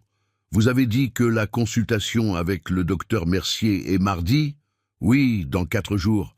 Parfait, je vais à cette consultation. Je vais les laisser penser que le plan fonctionne. Camille a froncé les sourcils. C'est risqué. Et s'il émet vraiment un faux rapport? Alors nous aurons des preuves de crime médical flagrant. Mais ça n'ira pas si loin. Parce qu'entre maintenant et mardi, nous allons préparer un piège qui va tous les attraper. Comment? J'ai souri. Pas un sourire heureux, mais un sourire de stratégie, du genre que j'utilisais dans les négociations difficiles. Nous allons leur donner exactement ce qu'ils veulent. Nous allons faire semblant que je m'affaiblis mentalement. Et quand ils baisseront complètement leur garde, nous attaquons. Nous attaquons et nous ne laissons aucun survivant. Le soleil était complètement levé maintenant, peignant le ciel d'un bleu clair et implacable. Camille a verrouillé la porte du restaurant et a tourné le panneau vers « fermé », garantissant que nous ne serions pas interrompus. Nous sommes retournés au bureau, où elle a préparé des œufs brouillés et des tartines dans une petite cuisine que j'ai découvert exister à l'arrière. J'ai réalisé que je n'avais pas mangé depuis des heures et mon corps avait besoin de carburant pour ce qui allait venir. « Vous devez vous reposer » a dit Camille, plaçant l'assiette devant moi. « Vous n'avez pas dormi du tout. Vous non plus. Je suis plus jeune, je peux tenir. » Elle a souri, mais il y avait de la fatigue dans ses yeux aussi. Mais avant de planifier les prochaines étapes, je pense que vous méritez de connaître mon histoire complète. Qui je suis vraiment? Pourquoi je suis ici? Je me suis assis, prenant la fourchette. Je vous écoute. Camille s'est installée dans la chaise en face de moi, ses mains enroulées autour d'une tasse de café. Mon nom complet est Camille Dubois-Rousseau. Je suis né en 1996, fille de Marguerite Dubois et Pierre Rousseau.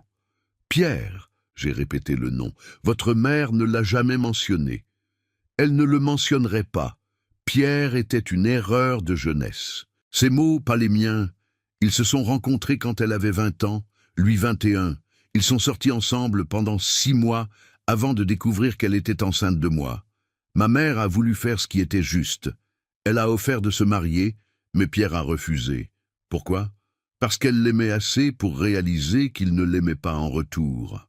Pas de la bonne façon. Alors elle a fait un accord. Il soutiendrait l'enfant financièrement, pourrait visiter, mais n'aurait pas besoin de se marier ou d'assumer une paternité publique. Marguerite élèverait la fille seule. C'était courageux de sa part. Ça l'était, mais c'était aussi difficile. Ma mère a travaillé 3 emplois pour nous soutenir. Même avec l'argent que mon père envoyait, elle avait trop de fierté pour dépendre complètement de lui. J'ai grandi en la voyant épuisée, mais jamais amère. Elle disait toujours que m'avoir était la meilleure décision qu'elle ait jamais prise. La voix de Camille a vacillé. Elle est morte quand j'avais 5 ans. Cancer du sein qui s'est propagé avant d'être détecté. Dans les derniers mois, c'était ma mère qui s'occupait d'elle, payait tous les traitements, restait à côté du lit, elle se souciait toujours d'elle. Je pense que oui, comme amie, comme mère de sa fille, sinon comme amour romantique. Et quand elle est morte, elle m'a emmené vivre avec elle. Vous aviez 5 ans, Henri. 5 ans quand votre famille se formait. Thomas avait 13 ans. J'ai fait les calculs rapidement. 1996. Thomas est né en 88. Donc vous êtes né 8 ans après lui? Oui, et ma mère était déjà complètement investie dans votre famille, dans les affaires avec vous, dans le fils que vous partagiez. Alors elle a fait un choix. Elle vous a caché. Oui, elle a acheté une maison pour moi et une nounou dans une autre ville. Elle visitait quand elle pouvait. Les week-ends quand elle vous disait qu'elle voyageait pour affaires. Les anniversaires, toujours. Elle était présente de la façon qu'elle pouvait. Mais je n'ai jamais fait partie de sa vie publique. J'ai ressenti une pointe de... Ce n'était pas bien de la jalousie. C'était de la tristesse. Tristesse pour cet enfant qui avait perdu sa mère et puis a été caché par sa deuxième mère. Vous avez dû vous sentir très seule. Je l'étais, mais j'ai aussi compris, même petite. Ma mère m'a expliqué quand je suis devenue plus âgée. Elle a dit qu'elle vous aimait plus que tout, que Thomas était sa fierté et que révéler mon existence ne causerait que de la douleur, spécialement après les fausses couches que vous, je veux dire qu'elle, avait souffertes. Ma main est allée instinctivement à mon abdomen, mémoire de douleurs anciennes. Elle vous a parlé de ça? Elle l'a fait.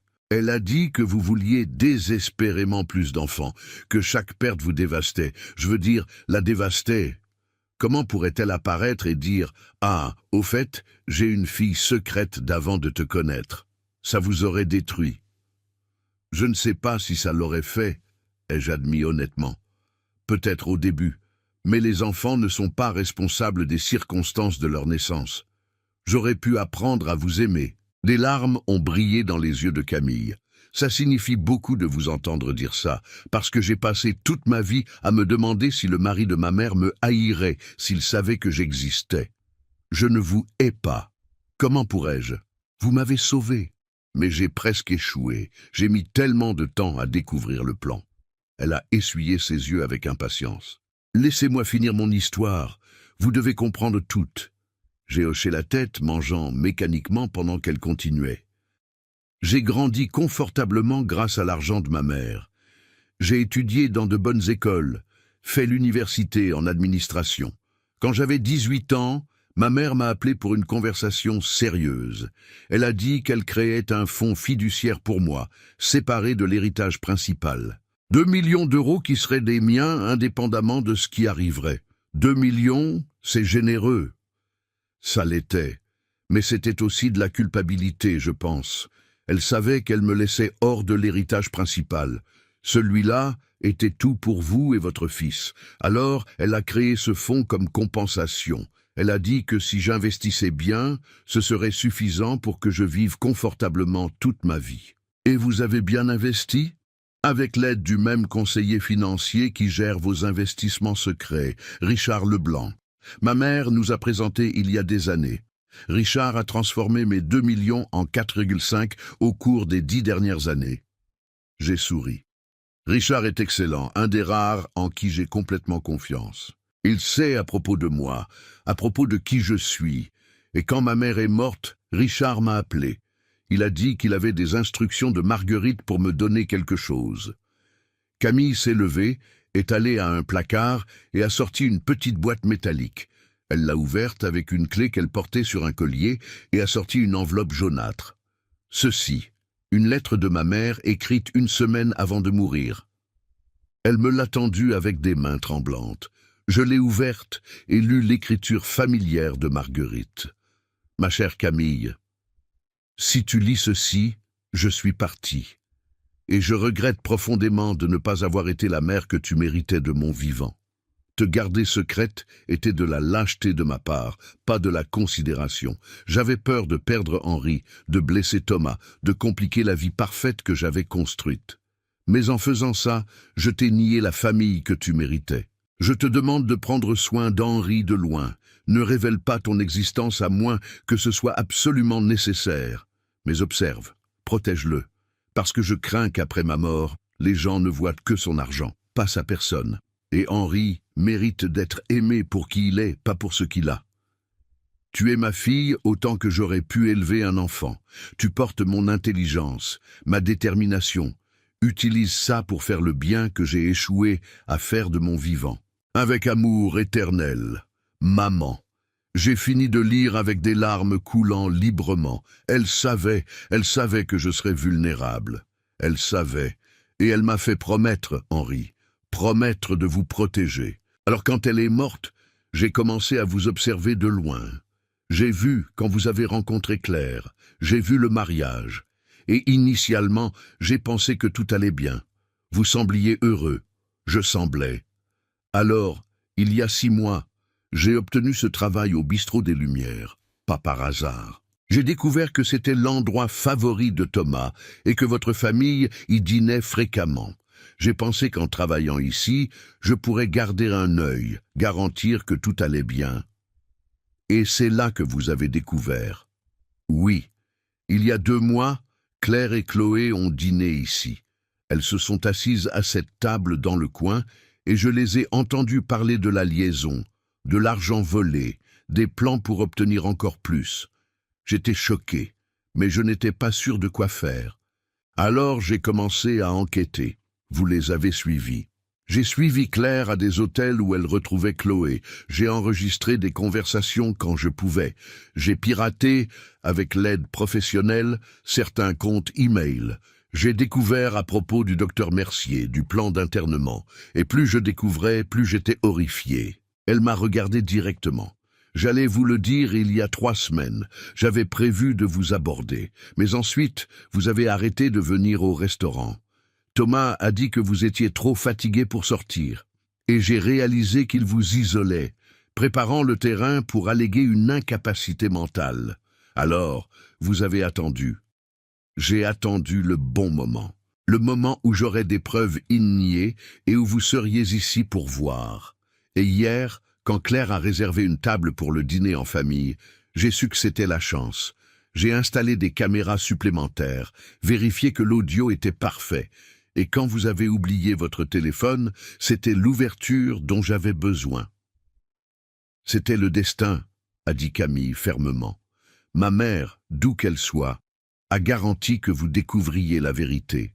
J'ai regardé cette jeune femme, ma belle-fille, ai-je réalisé. Nous n'avions pas de relation de sang, mais nous étions connectés à travers Marguerite. Et elle m'avait sauvé quand ma propre famille de sang essayait de me détruire. Merci, ai-je dit simplement. Pour tout, pour être fidèle à la promesse que vous avez faite à votre mère, pour me protéger quand personne d'autre ne le faisait. Vous n'avez pas besoin de me remercier. C'est ce que fait la famille. La famille.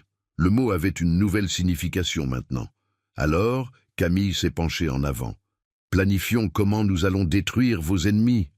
Nos ennemis, ai-je corrigé, parce que vous êtes dans ça avec moi maintenant. Et quand nous aurons fini, je veux que vous sachiez, vous aurez une place dans ma vie si vous le voulez. Ses yeux se sont remplis de larmes à nouveau. Je le veux, j'ai toujours voulu. Alors finissons ça, ai-je déclaré. Et après, nous construirons la famille que Marguerite voulait que nous ayons. Camille a étalé une carte mentale sur la table, une toile complexe de connexion entre Claire, Chloé, Thomas, Julien, Sophie et le docteur Mercier. Chaque ligne représentait une conspiration, chaque nœud une preuve. C'était impressionnant le travail d'investigation qu'elle avait fait en seulement 2 mois. Nous devons être méticuleuses, a-t-elle dit, encerclant le nom du docteur Mercier avec un stylo rouge. Une erreur, et ils fuient, détruisent les preuves, ou pire, accélèrent le plan d'internement avant que nous soyons prêtes. Alors, jouons leur jeu mieux qu'eux. J'ai pris mon téléphone. Première chose, je dois agir comme si rien n'avait changé, comme si j'étais toujours l'Henri naïf qui a quitté le dîner hier soir. Claire doit se demander où vous êtes. J'ai regardé l'heure, 6h30. Elle va se réveiller bientôt. Je dois rentrer à la maison avant qu'elle ne se méfie. J'ai commencé à taper un message, mais Camille a tenu ma main. Attendez, pensez à chaque mot. Elle vous manipule depuis des années. Elle sait lire vos messages, votre ton. Ça ne peut pas sembler différent. Elle avait raison. J'ai respiré profondément et pensé comment l'Henri d'hier écrirait. L'Henri qui faisait encore confiance à sa femme. J'ai tapé. Chérie, je suis chez Céline, mon amie. Je n'arrivais pas à dormir après le dîner. Je me sentais étrange. Je suis venu parler. Je rentre bientôt. Bisous. Camille a lu et hoché la tête. Bien, décontractée, sans éveiller de soupçons. Céline, elle est réelle? Elle l'est. Et elle mentirait pour moi si nécessaire. Nous sommes amis depuis 40 ans. Vous lui faites complètement confiance? J'ai pensé à Céline, qui avait été à mes côtés quand Marguerite est morte, qui m'avait aidé à traverser les pires jours de ma vie. Oui, alors nous aurons besoin d'elle. Une personne de plus de notre côté. Camille a fait une note. Mais d'abord, vous devez rentrer chez vous, agir normalement. Je continue à collecter des preuves. Quel type de preuves avons-nous encore besoin? Camille a ouvert un dossier sur l'ordinateur portable. Voici ce que nous avons. Vidéo de la conversation au restaurant. Enregistrement audio de Chloé. Relevé bancaire montrant les détournements de Claire. Message texte de Thomas. C'est beaucoup, mais ce n'est pas tout. Qu'est-ce qui manque? Preuve directe du docteur Mercier. Preuve qu'il sait qu'il émet de faux rapports. Documentation du système de paiement. Et surtout, enregistrement de lui essayant de me diagnostiquer faussement. La consultation de mardi. Oui, vous utiliserez un enregistreur caché. Nous capterons chaque mot. S'il fait ce pourquoi Claire l'a payé, nous aurons un crime médical flagrant, en plus de conspiration. J'ai hoché la tête. Et après? Après, nous confrontons. Mais pas seuls. Nous aurons besoin des autorités. Police, procureur, peut-être même médias.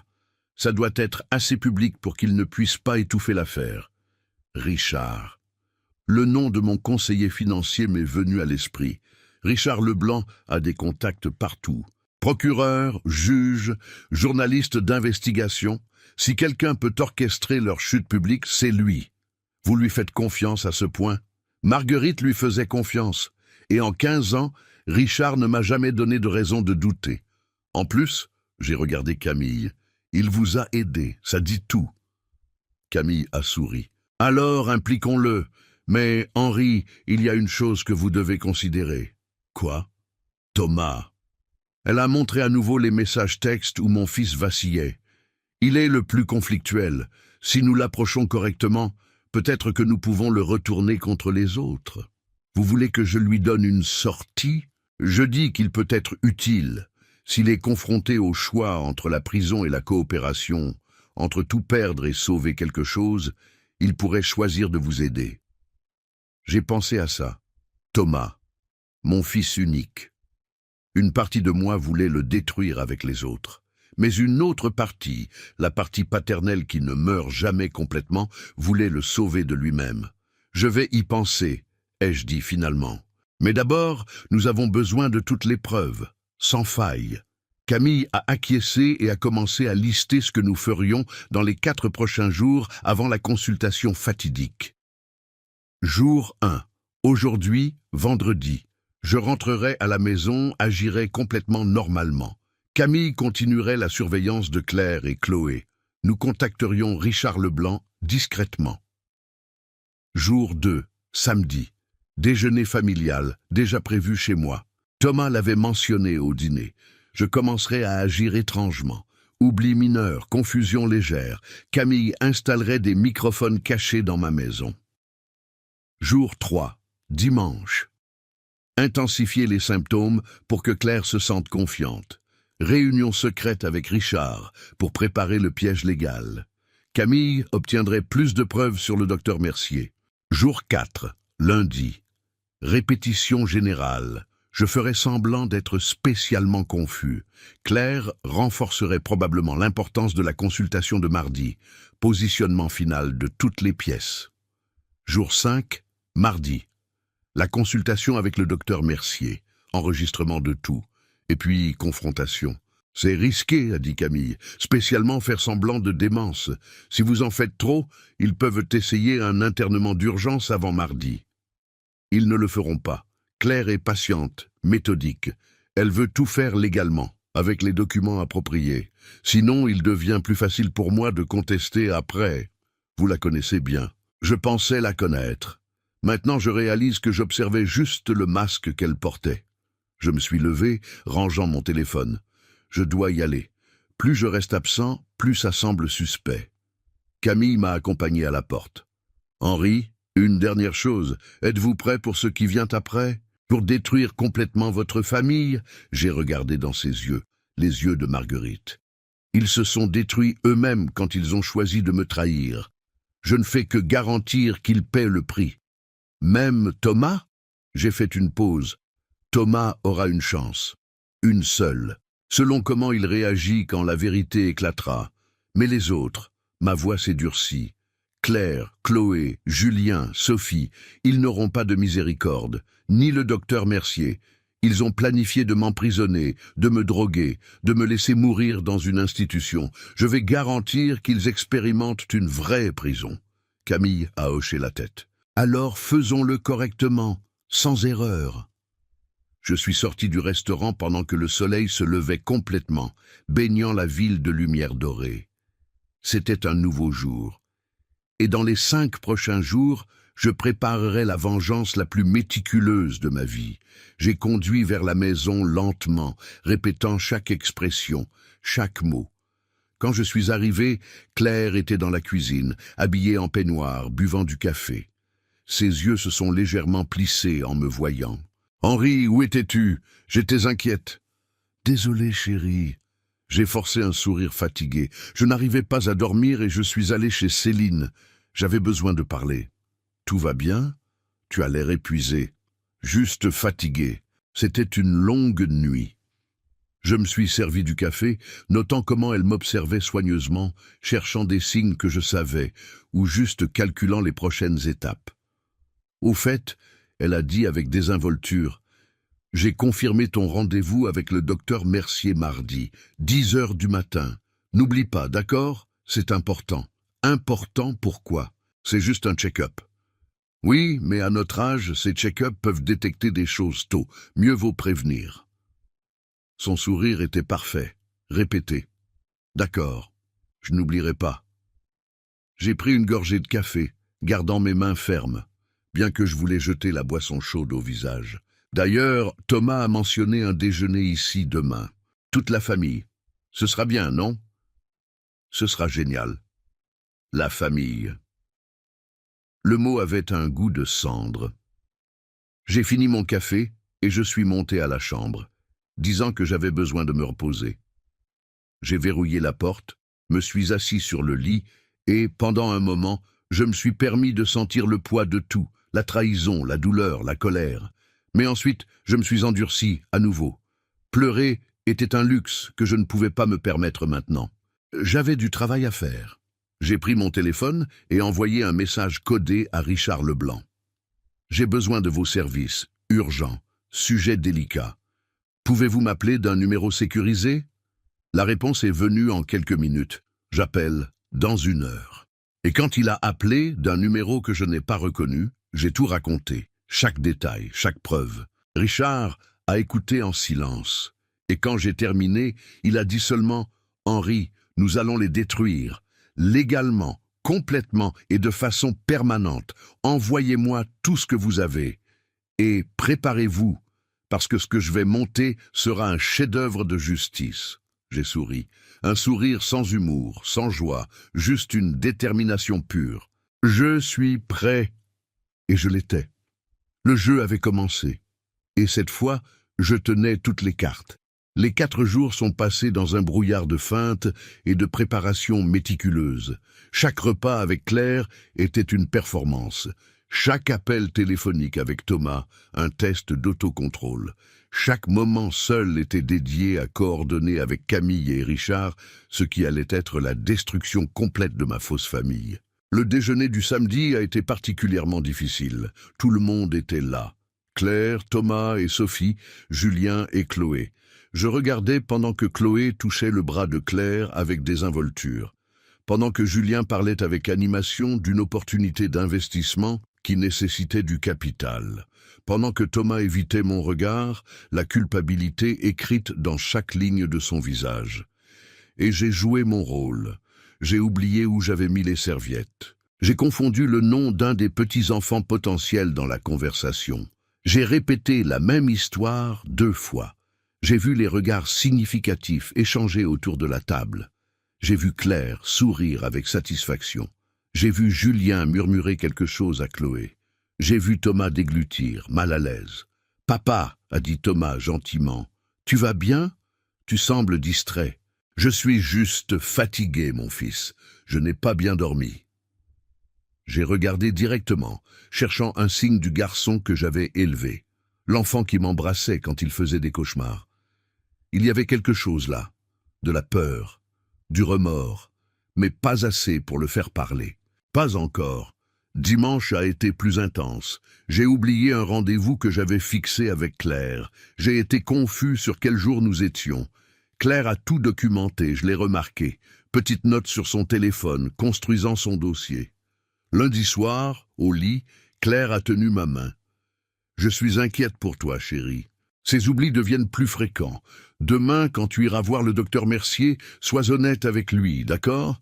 Il n'y a pas de honte à admettre si tu as des difficultés. » J'ai voulu arracher ma main de la sienne. J'ai voulu crier la vérité à son visage. Mais j'ai juste semblé vulnérable et confiant. D'accord, je lui dirai tout. Elle a embrassé mon front.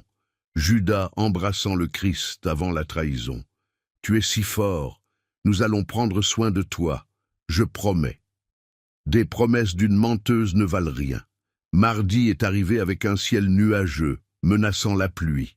Claire a insisté pour me conduire à la consultation. « Je veux être là pour te soutenir », a-t-elle dit.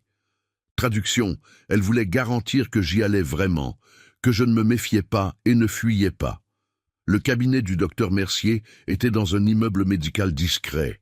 Salle d'attente avec de vieux magazines, une réceptionniste ennuyée, l'odeur caractéristique d'hôpital qui m'a toujours rendu nauséeux. Claire s'est assise à côté de moi, tenant ma main, l'image parfaite de l'épouse dévouée. L'enregistreur que Camille avait obtenu était caché dans la doublure de ma veste. Petit, puissant, impossible à détecter sans un balayage approfondi. Richard avait garanti sa qualité. Il captera même sa respiration. Monsieur Henri Dubois, la réceptionniste a appelé. Je me suis levé, et Claire s'est levée avec moi. Tu veux que je vienne avec toi? Non, ça va bien. J'ai forcé un sourire. Ce ne sont que des examens. D'accord, je t'attends ici. Je suis entré dans le cabinet. Le docteur Gérard Mercier était exactement comme je l'avais imaginé. Début 60, cheveux gris, lunettes, blouse blanche impeccable, une apparence respectable, le masque parfait pour un criminel. Monsieur Henri, enchanté de vous rencontrer. Asseyez-vous, s'il vous plaît. Sa voix était douce, professionnelle. Votre femme m'a appelé, inquiète de certains symptômes que vous présentez. Voulez-vous me parler de ceci? Et ça a commencé. Des questions apparemment innocentes. Vous sentez-vous confus? Oubliez-vous des choses fréquemment? Avez-vous du mal à suivre les conversations? J'ai répondu oui à tout, exagérant légèrement. J'ai parlé des oublis de la semaine dernière. Il notait tout, hochant la tête avec compréhension. Puis sont venus les tests cognitifs. Questions simples de mémoire, problèmes mathématiques de base, exercices d'orientation temporelle et spatiale. Délibérément, j'ai raté certains. Pas tous, ce serait trop évident, mais assez pour sembler avoir un léger déclin cognitif. Le docteur Mercier a froncé les sourcils, inquiet. Monsieur Henri, je vais être franc. Ces résultats sont préoccupants. Ils indiquent un possible début de démence. Rien de définitif encore, mais combiné avec les rapports de votre femme. Démence? J'ai laissé ma voix trembler. Mais je me sens bien, juste un peu fatigué. C'est courant de nier au début. Mais voyez, il a tourné l'ordinateur pour me montrer un écran avec des graphiques qui ne signifiaient rien.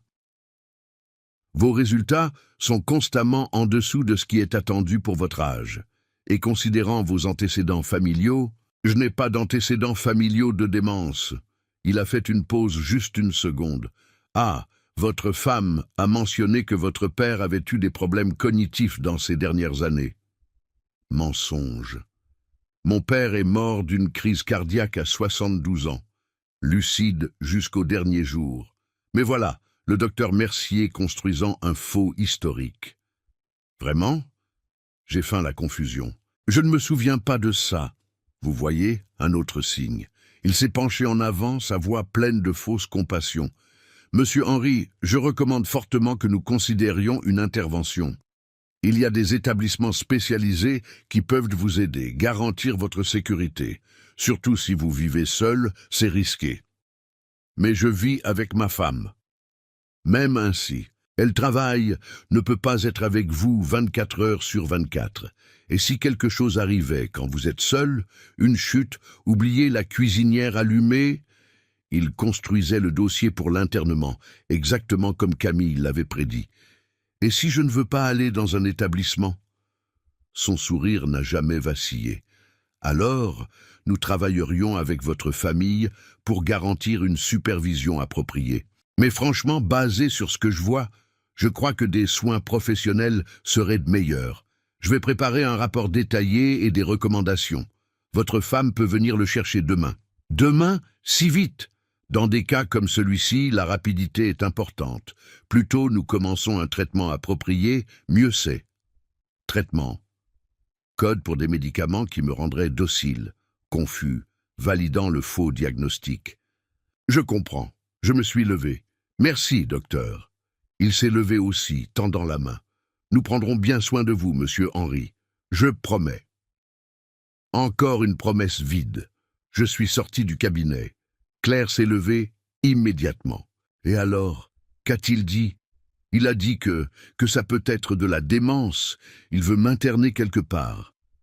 J'ai laissé des larmes remplir mes yeux. Pas de tristesse, mais de rage contenue.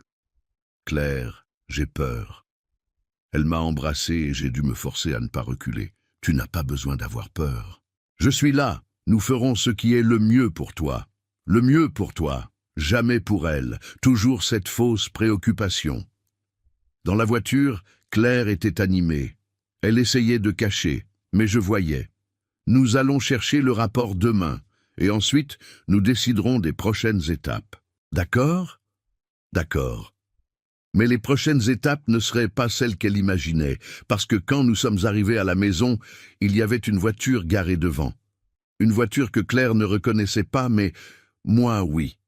C'était celle de Richard Leblanc, et sortant de la voiture, il y avait Richard, un homme en costume qui avait avocat écrit partout et 2 policiers en civil. Claire a freiné brusquement. Qui sont ces gens?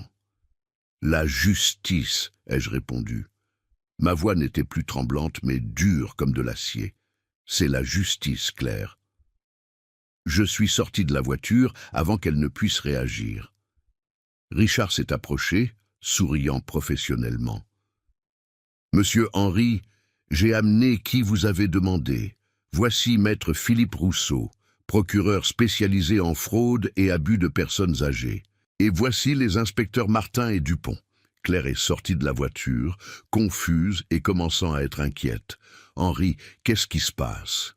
Ce qui se passe, j'ai répondu, me tournant vers elle complètement. C'est que c'est fini, Claire. Le jeu est fini, je sais tout. J'ai vu le moment exact où elle a compris. J'ai vu la panique éclairer dans ses yeux avant que son masque de contrôle n'essaie de revenir. Tu sais quoi? De quoi tu parles? Je sais à propos des 5 millions que tu as volés. Je sais à propos de la liaison avec Chloé. Je sais à propos du plan pour m'interner basé sur un faux diagnostic. Je sais à propos du docteur Mercier et combien tu l'as payé. Je sais tout. Le procureur a fait un pas en avant.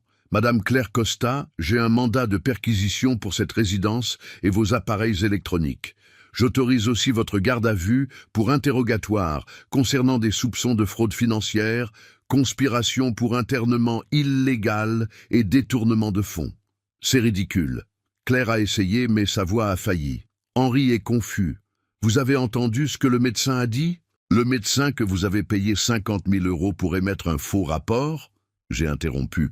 Nous avons des preuves de tout, Claire. Vidéo, audio, relevé bancaire, tout. Les inspecteurs se sont approchés. Madame Costa, vous devez venir avec nous. C'est là que Claire s'est effondrée. Elle a essayé de courir. Elle a vraiment essayé de courir comme si elle pouvait échapper. Les inspecteurs l'ont attrapée en 3 pas, lui mettant les menottes pendant qu'elle criait « Henri, arrête ça, on peut parler, on peut résoudre ça, ne fais pas ça !» « Tu aurais dû penser à ça !» ai-je répondu froidement, avant de planifier de m'emprisonner et de me laisser mourir lentement dans une institution psychiatrique. Pendant qu'il l'emmenait, une autre voiture est arrivée. Julien et Chloé étaient venus voir comment s'était passée la consultation, sans doute. Ils sont sortis de la voiture et ont gelé en voyant Claire être mise dans une voiture de police. « Henri !»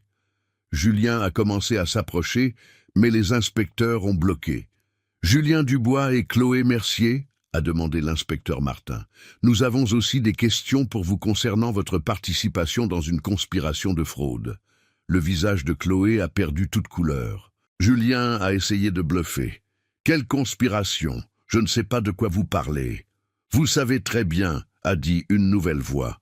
Camille est sortie d'une autre voiture qui venait d'arriver. « Vous savez très bien.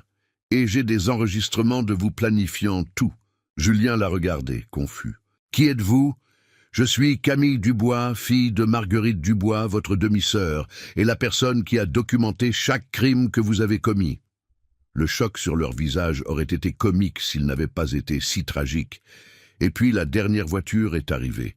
Thomas et Sophie. Mon fils est sorti, a vu la scène et instantanément a commencé à pleurer. « Papa, je peux expliquer. »« Tu peux. » J'ai regardé. « Tu peux expliquer comment tu as planifié de m'interner ? Comment tu as signé des contrats divisant ma fortune? Je ne voulais pas. J'ai essayé de dire que c'était mal, mais Il a pointé vers Claire étant mise dans la voiture de police, vers Julien, vers Sophie. Ils m'ont poussé. Le procureur s'est approché de lui. « Monsieur Thomas, j'ai des preuves de votre implication. » Mais il m'a regardé. « Votre père a suggéré que vous pourriez coopérer, témoigner contre les autres en échange d'immunité. » Thomas m'a regardé, l'espoir et le désespoir en guerre dans ses yeux. « Papa, tu ferais ça pour moi ?»« Une chance, » ai-je répondu, « une seule chance. Tu racontes tout, tu témoignes contre eux tous, et peut-être que nous pourrons reconstruire quelque chose un jour. » Il s'est effondré, sanglotant. Je raconte tout. S'il te plaît, pardonne-moi, s'il te plaît. Je n'ai pas répondu, parce que le pardon était quelque chose qui prendrait du temps. Beaucoup de temps. Pendant qu'il les emmenait, Claire, Julien, Chloé, Sophie, tous pour interrogatoire, je suis resté devant ma maison avec Camille et Richard. « C'est fini ?» ai-je demandé. « Non » a dit Richard. « Maintenant vient la partie légale. Procès, poursuite. Mais Henri, ils ne vous feront plus jamais de mal. Jamais. » J'ai regardé Camille. « Merci pour tout. » Elle a souri. « De rien. C'est ce que fait la famille. » La famille. Peut-être qu'il y avait encore de l'espoir pour ce concept. 6 mois se sont écoulés depuis ce jour dévastateur et libérateur devant ma maison. 6 mois de témoignages, d'audiences, de révélations choquantes et finalement de justice. Assis maintenant sur la terrasse de ma maison, une maison qui semble plus grande et plus légère sans le poids de la trahison, je regarde Camille dans le jardin, plantant des roses blanches que Marguerite a toujours aimées. Le processus légal a été brutal, mais méticuleux. Richard Leblanc a tout orchestré avec la précision d'un chef d'orchestre conduisant une symphonie. Chaque preuve présentée au bon moment, chaque témoin parfaitement préparé, chaque mouvement calculé pour garantir qu'il n'y ait pas d'échappatoire. Claire a été la première à tomber, et elle est tombée lourdement. Le procureur a présenté les relevés bancaires montrant 5 millions détournés sur 3 ans. Les enregistrements d'elle et Chloé planifiant non seulement de me voler, mais de garantir ma mort naturelle dans une institution. Le contrat divisant ma fortune avant même que je sois déclaré incapable. Et peut-être le plus condamnant, le virement de 50 000 € au docteur Mercier. Son avocat a essayé d'argumenter que c'était juste des conversations, des fantaisies, rien de concret. Mais quand le procureur a reproduit la vidéo du restaurant, cette vidéo que Camille avait capturée, montrant Claire disant clairement « Combien de temps un homme de 68 ans survit dans un EHPAD psychiatrique de seconde catégorie ? 6 mois, 1 an maximum. » Le jury n'a pris que 2 heures pour délibérer. Coupable de fraude au 1er degré, coupable de détournement de fonds, coupable de conspiration pour emprisonnement illégal, coupable de tentative d'exploitation d'une personne âgée vulnérable. La sentence, 15 ans de prison sans possibilité de libération conditionnelle pendant les 8 premières années. Plus restitution complète des 5 millions volés, plus des dommages punitifs de 2 millions. J'ai regardé quand ils ont lu la sentence. Claire, qui avait toujours été si contrôlée, si composée, s'est complètement effondrée. Elle a pleuré, supplié, promis de tout rendre. Mais c'était trop tard. Et quand ses yeux ont rencontré les miens à travers le tribunal, il y avait une haine pure là. La haine d'un prédateur qui avait été surpassé par sa proie. Je n'ai rien ressenti, ni satisfaction, ni pitié. Juste un vide où existait autrefois la confiance. Le docteur Mercier a été poursuivi séparément. L'enregistrement de notre consultation, où il a construit un faux diagnostic basé sur des tests manipulés et un historique médical inventé, a été dévastateur. Mais ce qu'il a vraiment détruit, c'est quand d'autres victimes sont apparues. 7 familles, 7 cas dans les 10 dernières années où le docteur Mercier avait faussement diagnostiqué la démence ou l'incapacité mentale en échange de paiement. 3 des victimes étaient déjà mortes dans des institutions, incapables de lutter contre les faux diagnostics.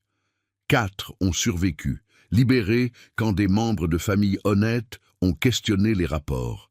Chacune de ces familles a témoigné. Et chaque témoignage était une condamnation supplémentaire.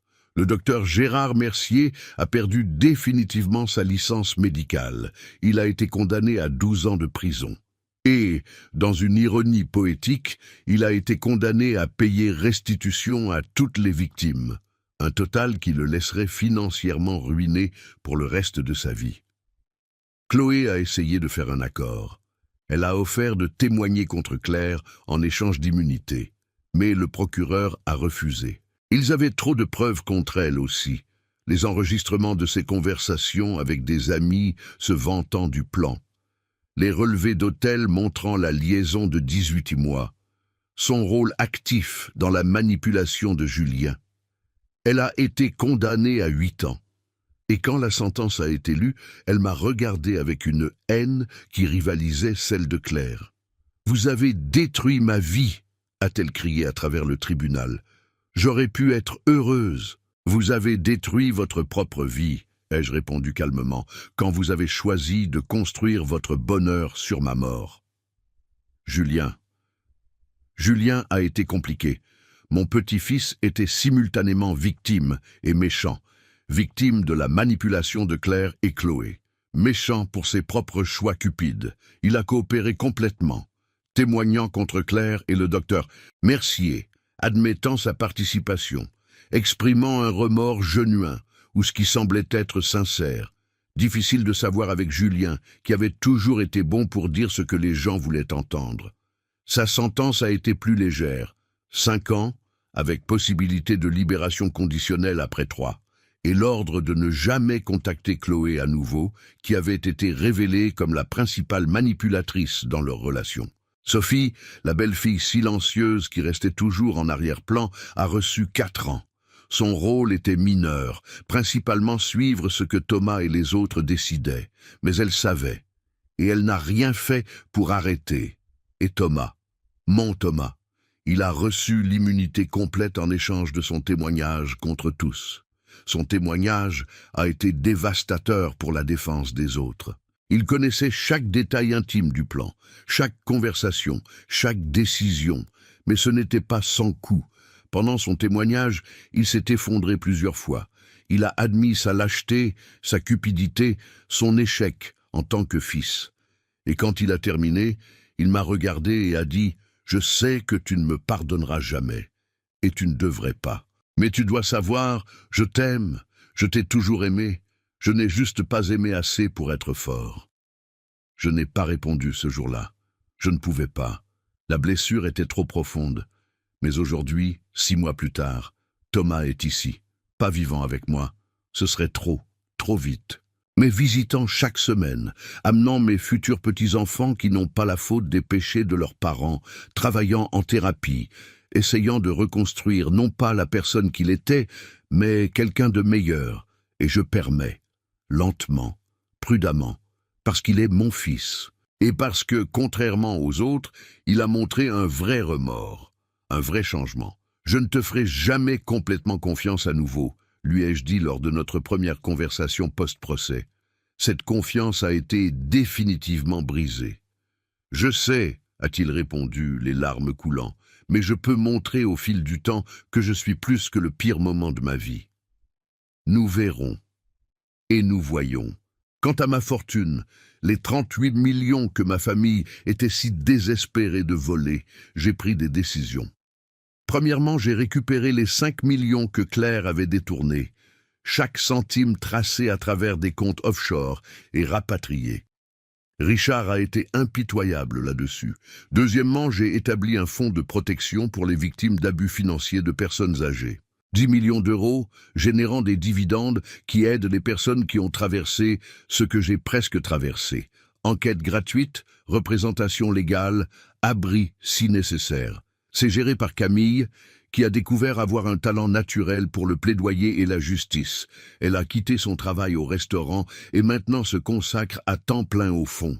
Nous avons déjà aidé 17 personnes en 6 mois, 17 vies sauvées. Troisièmement, j'ai complètement changé ma structure d'héritage. Thomas recevra quelque chose éventuellement s'il continue à prouver qu'il a changé.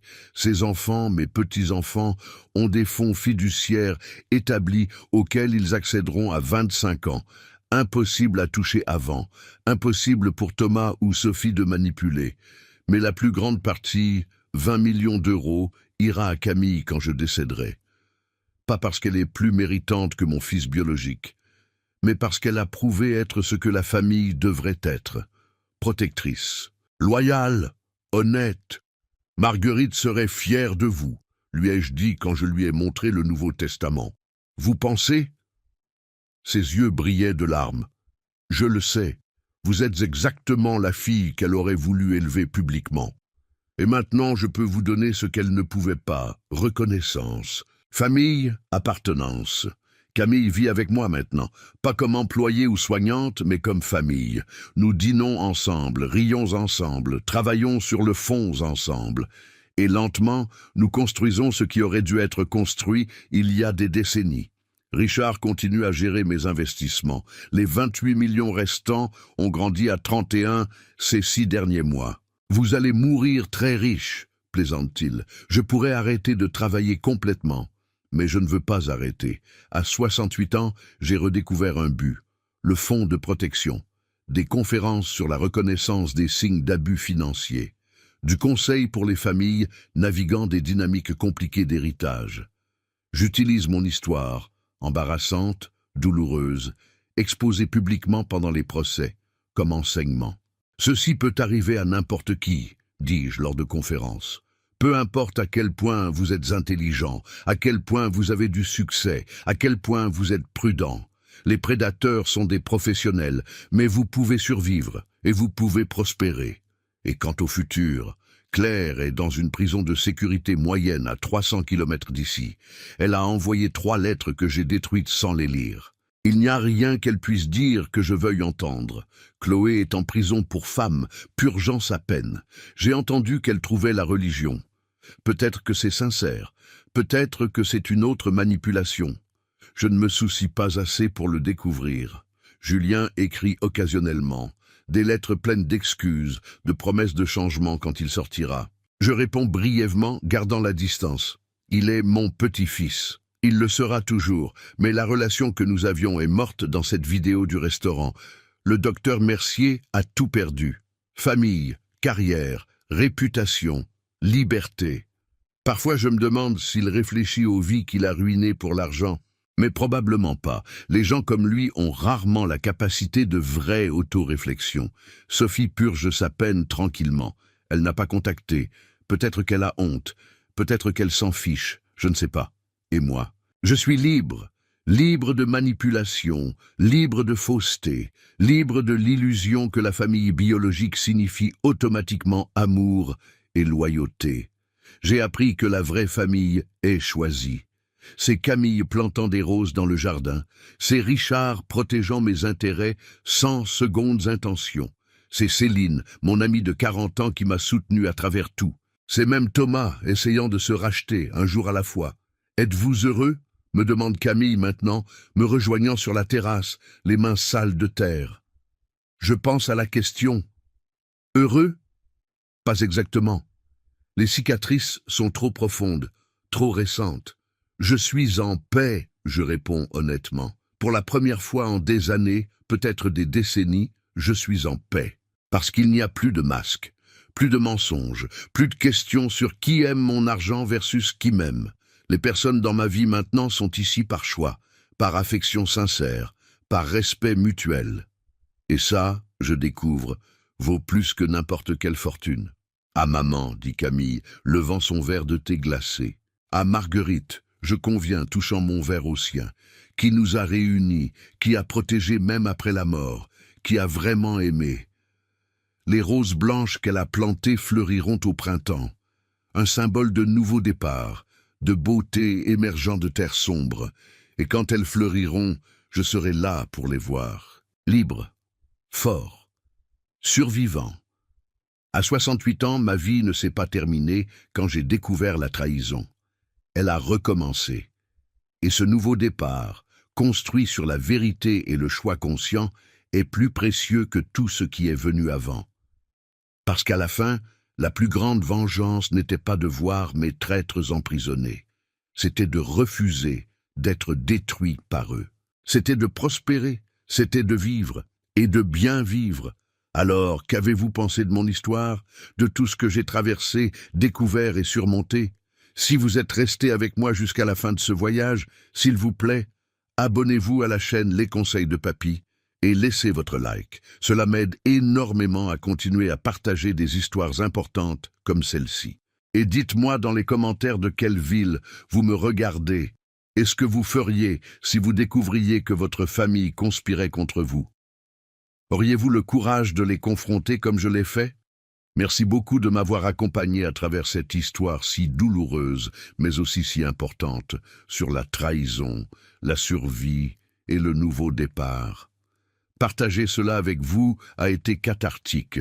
Souvenez-vous, la vraie famille n'est pas seulement le sang, c'est la loyauté. C'est la vérité. C'est l'amour sans agenda caché. À la prochaine histoire. Une forte accolade de quelqu'un qui a appris qu'il n'est jamais trop tard pour recommencer.